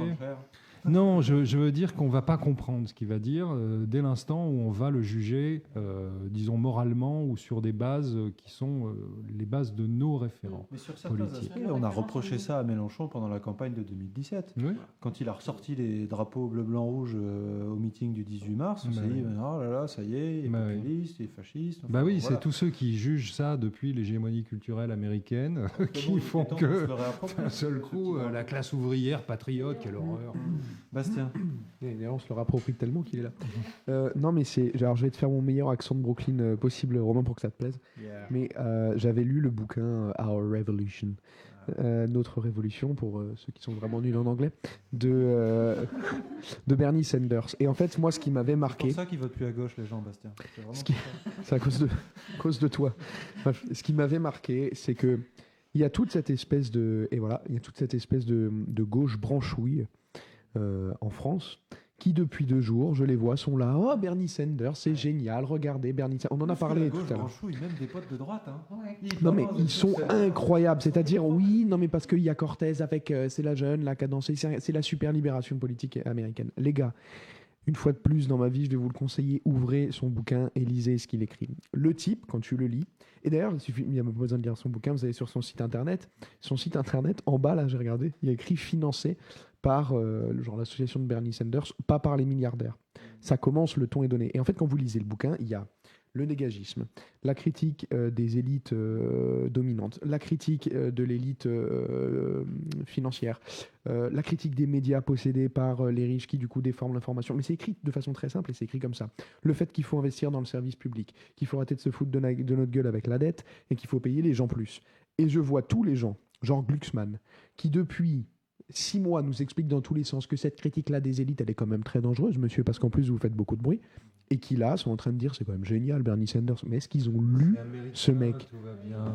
Il y a aucun, c'est l'impunité, c'est américain. Donc aux gens de droite et aux bobos, si vous aimez Sanders, Votez pour nous.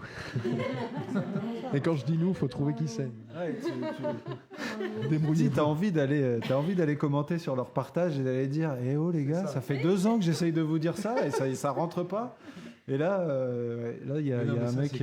Moi, j'adore les hommages à Nelson Mandela, parce que quand on connaît un peu la pensée politique de Nelson Mandela, je veux dire, c'est un type admirable, et pas seulement parce qu'il a été le symbole de la paix et du courage.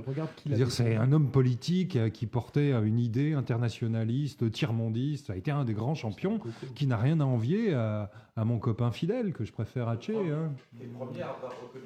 Et le premier à avoir reconnu Cuba. Oui, parce, donc, que, voilà. parce qu'il a été... Il y a un truc à savoir sur cet homme, c'est qui l'a défendu à l'époque où il n'était pas encore à la tête, où il était en prison, etc. Regardez, ceux qui ne savent pas, qui l'a défendu. La fusion de la politique et des médias avec le show business fait que tout est totalement neutralisé par le show business. C'est-à-dire que dès l'instant où ça devient des marques, des t-shirts, des tote bags... des posts Facebook, des mèmes et des trucs comme ça, c'est neutralisé. Même Thomas Sankara, ils ont réussi à le neutraliser. Exactement. C'est dingue, hein. Est-ce qu'on passerait pas de l'autre côté de l'Atlantique chez le petit frère avant que Léo doive s'en aller? Là, c'est cuit, de toute façon. Là, c'est cuit. Bon, on a tué la soirée de Léo et on peut que s'en féliciter. Je vais être en retard. Jérémy Corbyn. C'est pas que. Quel est son rapport? Moi, j'aurais bien aimé comprendre sa position vis-à-vis de ce qui est en train de se passer face au Brexit. Déjà, est-ce que parce que nous, on nous fait que nous rabattre les oreilles avec ce Brexit en France. On fait que en parler. Est-ce que déjà c'est un sujet aussi grand en Angleterre? Je pense que oui. Mais est-ce que c'est le cas? Et quelle est sa position sur le sujet? Qu'est-ce qu'il attend par rapport aux élections qui peuvent venir, etc. C'est très compliqué. Le Royaume-Uni est dans une situation existentielle extrêmement précaire. J'ai quelques amis britanniques, notamment un auquel je pense, David Chatter, que je vous engage à lire son blog. C'est un analyste politique, un ancien fonctionnaire du ministère de la Défense français. Voilà, il y a une réelle inquiétude sur l'existence même du Royaume-Uni. Je veux dire, il ne faut pas négliger le poids que fait peser la crise politique actuelle sur les esprits là-bas. On est face à un État qui est en train de se débander. Comme on est passé pas loin il y a 1 an ou 2 du délitement. Oui, non, mais du délitement de l'État espagnol. Oui. C'est-à-dire que l'Union européenne provoque des crises considérables à l'intérieur de l'ensemble européen et du continent, du vieux continent, structuré comme ça depuis le XIVe siècle, en gros, le XVe siècle, on va dire. Aujourd'hui, Jeremy Corbyn est face à une situation extrêmement difficile. Il a une aile droite du Parti travailliste, l'aile centriste, on va dire, qui, eux, sont radicalement anti-Brexit au nom du libéralisme et du maintien et du maintien de l'Union, du Royaume-Uni dans un modèle politique. Et puis, lui, sa position, j'en ai discuté avec sa conseillère diplomatique il y a au mois de novembre.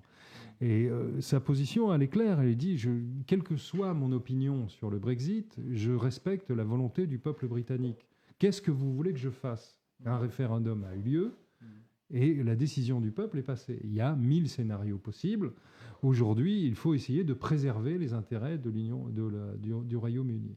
Donc c'est une position qui est évidemment ambiguë, mais qui est à l'image de la division du Parti travailliste, d'à la fois de respecter la volonté du peuple britannique, et telle qu'elle s'est exprimée légalement par des institutions, le référendum, et puis de l'autre côté, d'essayer de préserver les intérêts du peuple britannique lui-même, et qui voit bien que le Brexit de droite est en train l'a emporté dans les urnes d'abord, et puis dans la superstructure britannique. Ce sont des gens de droite qui ont négocié le Brexit et qui l'ont négocié face à une superstructure européenne qui était là, comme l'a dit Valérie Pécresse il y a 2 semaines, pour faire mal au Royaume-Uni, pour faire souffrir les Britanniques. C'est une guerre larvée de l'Allemagne face à l'Angleterre. Non, mais c'est un rapport de force extrêmement cruel. L'intérêt de Bruxelles est évidemment de montrer que l'activation de l'article 50 est un désastre pour les pays, donc ils sont prêts à tout pour faire mal au Royaume-Uni. Et quelle que soit la décision du peuple britannique. Je veux dire, ça, c'est pas nouveau. Rappelez-vous les phrases de Juncker, les Dijsselbloem, etc. Je veux dire, on le sait que ce rapport de force, cette négociation, s'est déroulé dans une ambiance absolument détestable. On n'en sait absolument pas les détails, on ne connaît pas les lignes politiques de la Commission européenne, on ne sait même pas qui a piloté tout ça. C'est Michel Barnier, une espèce de Mike Pence centriste qu'on a sorti d'un placard quelconque pour en faire un haut fonctionnaire européen, qui était ministre de l'Agriculture de je ne sais qui, enfin bref. Voilà, aujourd'hui, le Parti travailliste est tiraillé parce que il est respectueux du peuple britannique et il est aussi face à la responsabilité historique de maintenir uni le Royaume-Uni. Parce que les Tories, les conservateurs, ne sont pas en mesure aujourd'hui de gouverner vu la disqualification générale de ce parti, les absurdités, les aberrations, la division à l'intérieur du parti. Il se trouve que les sondages sont plutôt favorables aux Tories parce que les travaillistes sont divisés et que toute l'aile centriste voudrait remettre en cause le référendum. Donc voilà. Il y a Alexis qui vient d'arriver, qui revient du dîner du CRIF apparemment. Donc c'est très compliqué pour Corbyn. Aujourd'hui, voilà, il perd des députés. Il est accusé évidemment d'être antisémite, puisque c'est la base. Voilà, ça fait des années que la droite, au sein du Parti travailliste, la droite libérale pro-européenne, l'attaque sur ses positions sur Israël, sur ses positions très tiers-mondistes. Il se trouve que Jeremy Corbyn est exactement sur les positions et a d'ailleurs la même vie et le même parcours politique qu'une autre figure du monde anglo-saxon, de la gauche anglo-saxonne, qui est Bernie Sanders. Donc ils sont dans un rapport avec leur nation et avec le monde qui est très particulier, qu'il faudrait décrypter, mais on fera peut-être une émission sur les gauches anglo-saxonnes qui sont intéressantes. Mais vous savez que le Parti travailliste, c'est un parti qui est issu d'un syndicat. C'est le syndicat qui crée le parti dans le monde anglo-saxon, alors qu'en France, c'est le Parti communiste qui crée la CGT, etc. Donc c'est à l'inverse. Donc on n'est pas du tout dans les mêmes logiques.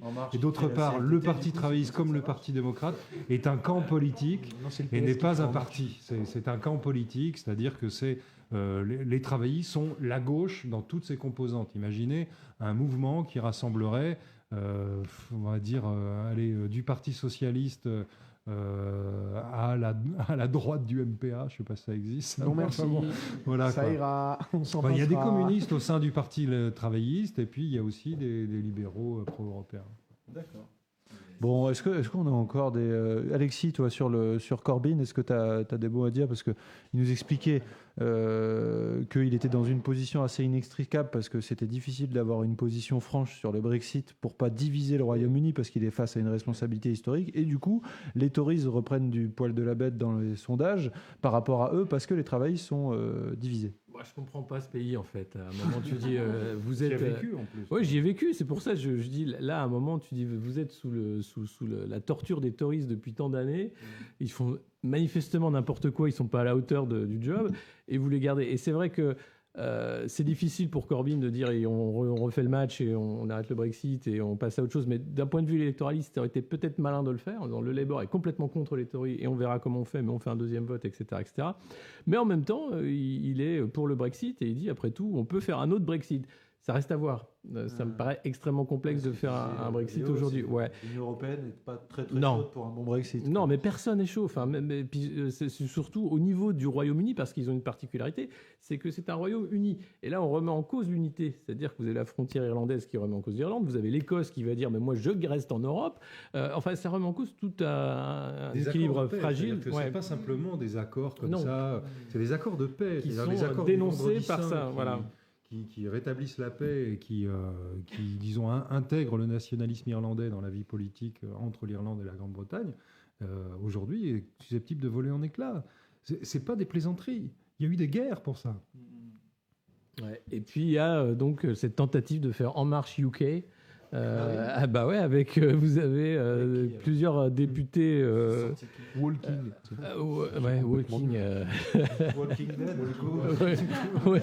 Walking Walking Queen avec des Tories qui se sont barrés et surtout donc 6 députés je crois du Labour qui sont partis. Alors, c'est 3 Tories qui sont partis et qui disent, tiens, on va faire un nouveau parti du centre. Et alors, il y avait un édito très drôle du Guardian qui disait, en fait, ça intéresse personne à part les vieux journalistes, ça les rassure parce que c'est des vieux trucs qui datent d'il y a 20 ans, en fait. C'est excitant de croire qu'il y a un troisième parti qui arrive, mais en fait, vous avez les Tories qui sont pour l'austérité, le nouveau parti qui va être pour l'austérité, et il n'y a que le Labour qui dit, il faut arrêter l'austérité et faire une politique de gauche. Donc, à un moment, la manœuvre, elle est un peu grosse, si c'est pour sauver ce qui reste à sauver. Pas dupes de ce genre de manœuvre. Malheureusement, il y a un tabassage médiatique sur ça en disant tout Whitehall va s'intéresser à ça, tous les correspondants politiques vont s'intéresser à ça parce que ça donne l'impression qu'il se passe quelque chose d'autre que le Brexit et qu'il y a un renouveau de la politique britannique, mais c'est pas vrai. D'accord. Bon, on va clore ce chapitre là-dessus, à moins que quelqu'un ait quelque chose à rajouter sur notre ami Corbyn. C'est vrai que c'est difficile de passer après ces deux-là. Conclure, parce que quand même, il y a quelqu'un qu'on aime bien qui est arrivé au pouvoir au Mexique il n'y a pas si longtemps que ça. Notre ami AMLO, Andrés Manuel López Obrador. Et on se demandait comment ça se passait. Mais ça se passe bien, c'est sidérant. Regardez la presse mexicaine, regardez El Jornada, le journal, qui est le journal de gauche qui suit vraiment de près. Ce type est incroyable. Tous les matins, depuis le 1er décembre, tous les matins, il fait une conférence de presse pour présenter les décisions qui vont être prises aujourd'hui, les gens qui vont être nommés à la tête des nouvelles institutions, et il répond aux questions, il répond aux attaques, tous les matins, sauf le samedi et le dimanche. Donc, ce vieux pépé que tout le monde avait, que personne n'avait vu venir avec sa petite mèche et son gros bide et son côté patelin, et tous les matins, il vient et il se bagarre contre la presse, il répond à tout le monde, il explique comment ça va se passer, etc. Il a un certain nombre de chantiers qui ont été lancés, qui sont des chantiers colossaux. Le chantier de l'approvisionnement en carburant, ça a été ce qui lui a pris les 2 premiers mois. Il y a eu les vols de carburant, ça représente des milliards et des milliards de pertes pour l'État. Donc, sachant que le Mexique est producteur de pétrole, mais ne raffine pas son pétrole, c'est-à-dire qu'importe son pétrole depuis les États-Unis, il avait annoncé pendant sa campagne électorale qu'il construirait une raffinerie pour que le Mexique puisse disposer de pétrole raffiné sur son propre territoire sans être obligé de l'exporter vers les États-Unis et de le réimporter ensuite. Donc ça, il a annoncé qu'il le ferait. Ça se ferait dans l'État de Tabasco, qui est son État natal. Il y a eu un référendum, une votation pour valider ça auprès des électeurs. Ça a remporté les suffrages des électeurs. Donc il a rétabli l'ordre pour ce qui est du marché du pétrole. Aujourd'hui, je crois que je me trompe peut-être, mais les chiffres au mois de décembre, quand il est arrivé au pouvoir, c'était 400 000 barils ou 300 000 barils détournés de pétrole par mois. Aujourd'hui, on en est à 4 000. Donc, il a mis bon ordre à la contrebande du carburant. Ça, c'est une première chose qui est assez hallucinante. Et puis, il paye le prix de ça, parce qu'on voit qu'il y a beaucoup de morts, malheureusement. Il y a eu un accident. Il y a eu un accident. Bon, après, il a décidé quelque chose. La justice, dans son idée parce que le problème c'est la corruption, dans son idée de dire qu'il n'y a pas d'impunité, le président du syndicat des travailleurs du pétrole est aujourd'hui menacé d'incarcération parce qu'il se trouve qu'il était mêlé à un trafic de contrebande de pétrole. Bon, voilà. Alors, évidemment, tous les protecteurs de ce monsieur, notamment les partis qui étaient au pouvoir avant, le Parti révolutionnaire institutionnel et le PAN, le parti de droite, disent attention, vous allez remettre en cause tout l'ordre ancien, c'est de la dictature. Enfin, bon, voilà, on lui fait le plan qu'on a fait à tous les leaders de gauche en Amérique latine. Et puis... sur tous les autres chantiers, la garde nationale, pour ce qui est de la défense et pour tous les autres, il avance, il nomme des gens, les institutions changent de main. Il y a vraiment tous les jours des nouvelles annonces comment l'État mexicain est en train de se réorganiser. C'est sa première tâche, réorganiser l'État mexicain et de prendre des mesures concrètes, notamment le relèvement des pensions de retraite, le relèvement du salaire minimum. Tout ça, ça a été fait. Et puis, il y a quelque chose de très intéressant, c'est que le Mexique et l'Uruguay se sont posés comme de nouvelles alternatives en Amérique latine face au groupe de Lima, qui est en gros le groupe des pays de droite affidés des États-Unis. Le Mexique et l'Uruguay ont monté une conférence internationale avec la participation de l'Union européenne sur le Venezuela. Vous savez que dans la Constitution, en interlocuteur, voilà, et mais ils sont une vraie alternative. C'est-à-dire, le Mexique devient un interlocuteur international puissant en Amérique latine. Et ça me rappelle cette anecdote que m'avait racontée Sofia, qui n'est pas là, Sofia Chikirou. C'est que le soir la veille de l'investiture d'AMLO à Mexico, Jared Kushner et Ivanka Trump étaient reçus donc officiellement comme représentants des États-Unis d'Amérique pour l'investiture dans un grand hôtel. Et il y avait eu un discours, enfin il y a eu 2 discours. Le premier discours par Marcelo Ebrard, qui est le ministre des Affaires étrangères, qui avait été plutôt pépère. Et puis ensuite, la nouvelle ambassadrice du Mexique à Washington, qui a été nommée par AMLO, qui devait être envoyée à Washington. Et cette dame avait tenu un discours extrêmement offensif en disant on est très heureux de célébrer aujourd'hui l'égalité entre les États-Unis du Mexique, puisque ce sont des États-Unis aussi, et les États-Unis d'Amérique. En disant voilà, maintenant on est à égalité. Donc, on est ravis de célébrer cette nouvelle relation. Enfin, ça avait été quelque chose qui avait vraiment mis un petit peu d'électricité, parce que manifestement, ce n'était pas l'état d'esprit des Américains. Et bien, c'est exactement ce que AMLO est en train de mettre en œuvre au point de vue diplomatique, parce que autre chose qui est très intéressant, il y a un principe diplomatique dans la Constitution mexicaine. Ça, je ne sais pas si c'est le cas dans d'autres pays, mais le principe de non-ingérence est inscrit dans la Constitution mexicaine. Donc on ne peut pas déroger. Voilà, donc ça je pense pas. Non, mais ils ont une manifeste destinée, une destinée manifeste. Ils ont le droit extraterritorial. Mais bon, nous non plus. Non, mais c'est... Voilà, donc ça se passe bien pour AMLO. Aller au Mexique en touriste, aller à Mexico City. Vous voyez ce qui est en train de se dérouler là-bas, la force de conviction, la puissance doctrinale, la cohérence doctrinale d'AMLO est assez impressionnante. Ça fait 3 mois qu'il est au pouvoir. Il se passe quelque chose. Il y a eu un sondage il y a 2 semaines, je crois, qui a montré qu'il a gagné 10 points de popularité depuis qu'il est au pouvoir et qu'il est autour de 80%. Bravo. Ouais. Bravo AMLO. Bravo.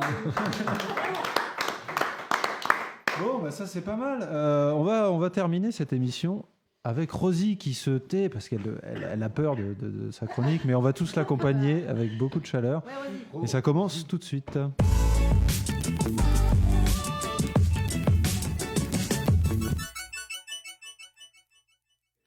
Bon, alors, je voulais commencer par le titre déjà que j'ai utilisé, qui s'appelle « La royauté irréprochable ». Vu comment on est là en ce moment, on peut ne dire que ça. Alors, déjà pour information, la Royale Effigie a dépassé les 160 000 articles dans la presse, soit en fait 162 981 articles exactement à la date de ce jour. Depuis quand ? Pardon.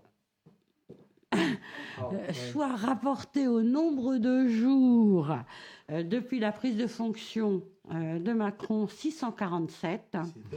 On en est à un total de 252 articles par jour.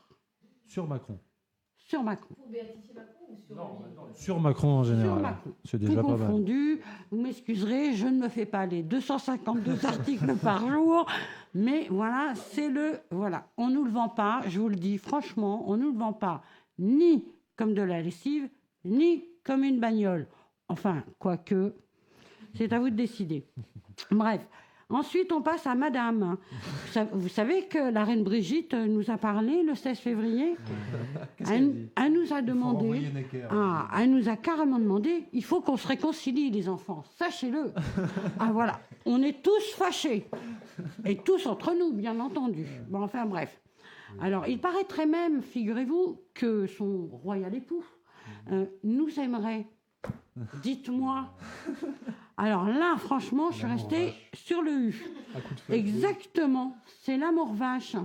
Parce que figurez-vous quand même que David Dufresne en est à 450 signalements, un décès, 195 blessures à la tête, 20 éborgnés, 5 mains arrachées. Si c'est de l'amour, on y revient, c'est effectivement de l'amour vache. Et les Français, eux, ceux d'en bas, ne sont pas très friands du sadomaso. Enfin, à ce que je sais. Une avancée tout de même, l'IGPN reconnaît enfin 10 éborgnés. Les 10 autres sont en attente de reconnaissance. On présume donc Castaner va les assumer enfin. Une bonne nouvelle tout de même, la justice a fait son travail, enfin, à peu près. C'est des LREM, hein. Qu'est-ce que vous voulez que je vous dise? On est sous Macron, c'est la royauté, c'est comme ça. Le petit mignon Benalla, le protégé de notre royal édile, est en prison. Préventive, mais en prison. Lui aussi va goûter les geôles, quoique, si j'en crois certaines de mes sources, il se réside dans le quartier VIP de la santé, laquelle a été remise en état et inaugurée il y a peu. Il ne pourra donc pas se plaindre de la vétusté des lieux, du salpêtre des murs, des odeurs de moisis et autres humeurs olfactives. Mais il fera sans doute la différence avec les palais de Marrakech et la Dolce Vita, qu'il appréciait il y a quelques jours encore.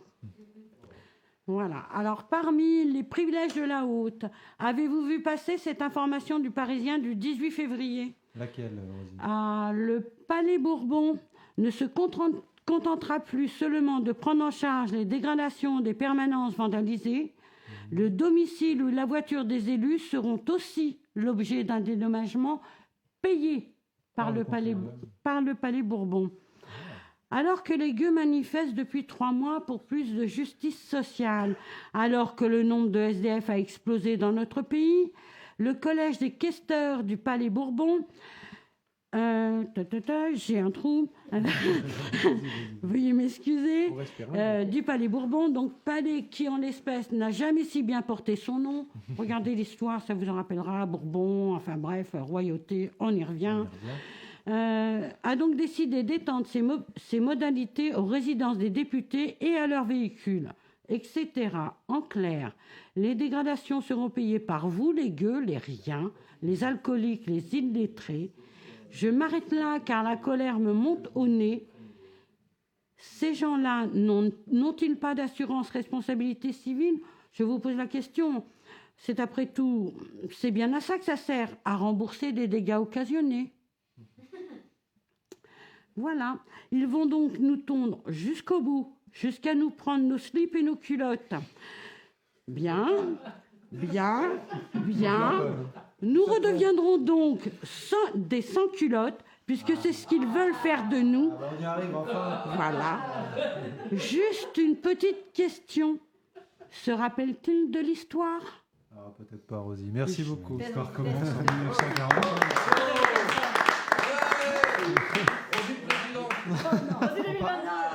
Attendez, oui, en parlant d'histoire tout à l'heure, c'est toi, Léo, qui a dit que tu avais regardé une suite de reportages sur comment on avait annoncé la mort des rois. Ouais. Tu sais comment ils ont fait pour Louis XVI ? Ils ont crié « Que la fête commence !» On fera pareil. Pardon, j'ai dit quelque chose ? Non, j'ai rien dit. Bon, en tout cas, je vous remercie. Oui. Non, mais ne lui tendez surtout pas un micro. Si. Il n'y a pas la chronique à Jojo. Oui, il y a Jojo. De quoi ? Non, Ah, mais c'est vrai que Jojo a plus de voix. Jojo, il est. Fais-moi. Jojo a une extinction de voix. C'est pas possible. Jojo a une extinction de voix. C'est à force de faire Jojo. Voilà. Non, mais c'était une très belle émission. Merci. Elle était surtout belle. Et Sophia, si tu nous regardes. Oui, salut. Et puis non, mais c'était un plaisir d'être avec vous. On se retrouve. Prochain numéro, Julie, dans combien de temps ? Dans 15 jours. Maintenant, on a rendez-vous tous les 15 jours. Tous les 15 jours, le mercredi à 20h. Voilà. On prend quand même le temps de remercier la technique, Antoine et Chris, qui ont été parfaits ce soir, contrairement à la semaine dernière. Quoi ? Non, c'était super, apparemment. Il n'y a pas eu de plainte sur les réseaux sociaux. On était ravis d'être avec vous. Merci beaucoup, Asma, d'avoir rejoint le cercle très fermé des jours heureux, parce qu'on n'accepte pas n'importe qui, vraiment. Merci à vous de m'avoir reçu. Voilà. Et merci pour tes lumières. C'était vraiment formidable. T'as vu, j'ai commencé en vous voyant et je finis en tutoyant. C'est parfait, ça me va très bien. C'est génial. Je vous remercie à tous. Je vous souhaite une bonne soirée. On finit en chanson avec soit la carioca, soit un rap gilet jaune. Tu préfères quoi, Chris ? Les gilets jaunes. Les gilets jaunes. Bon, allez, on part avec les gilets jaunes. Allez, salut tout le monde. À la prochaine. Ciao.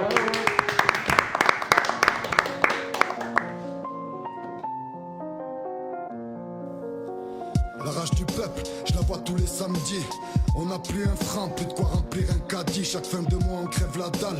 Je te parle pas d'appétit, il suffisait de quelques gilets jaunes pour que petit à petit on se bouge, on se mobilise, que la France s'organise, qu'on soit tous dans les rues et puis que l'Élysée balise. On veut pouvoir créer des lois ou bien les contester. Eux nous boycottent dans les médias, nous empêchent de manifester. Ils disent que le mouvement s'essouffle alors qu'on crève tous de faim. Pour comprendre que ça va péter, y a pas besoin d'être devin. On bloque les raffineries, les péages, les flics nous dégagent. Et je peux te dire qu'ils ont la rage, ils poussent des cris quand ils nous chargent. Et le samedi au centre-ville, tout ce que je vois ça me régale.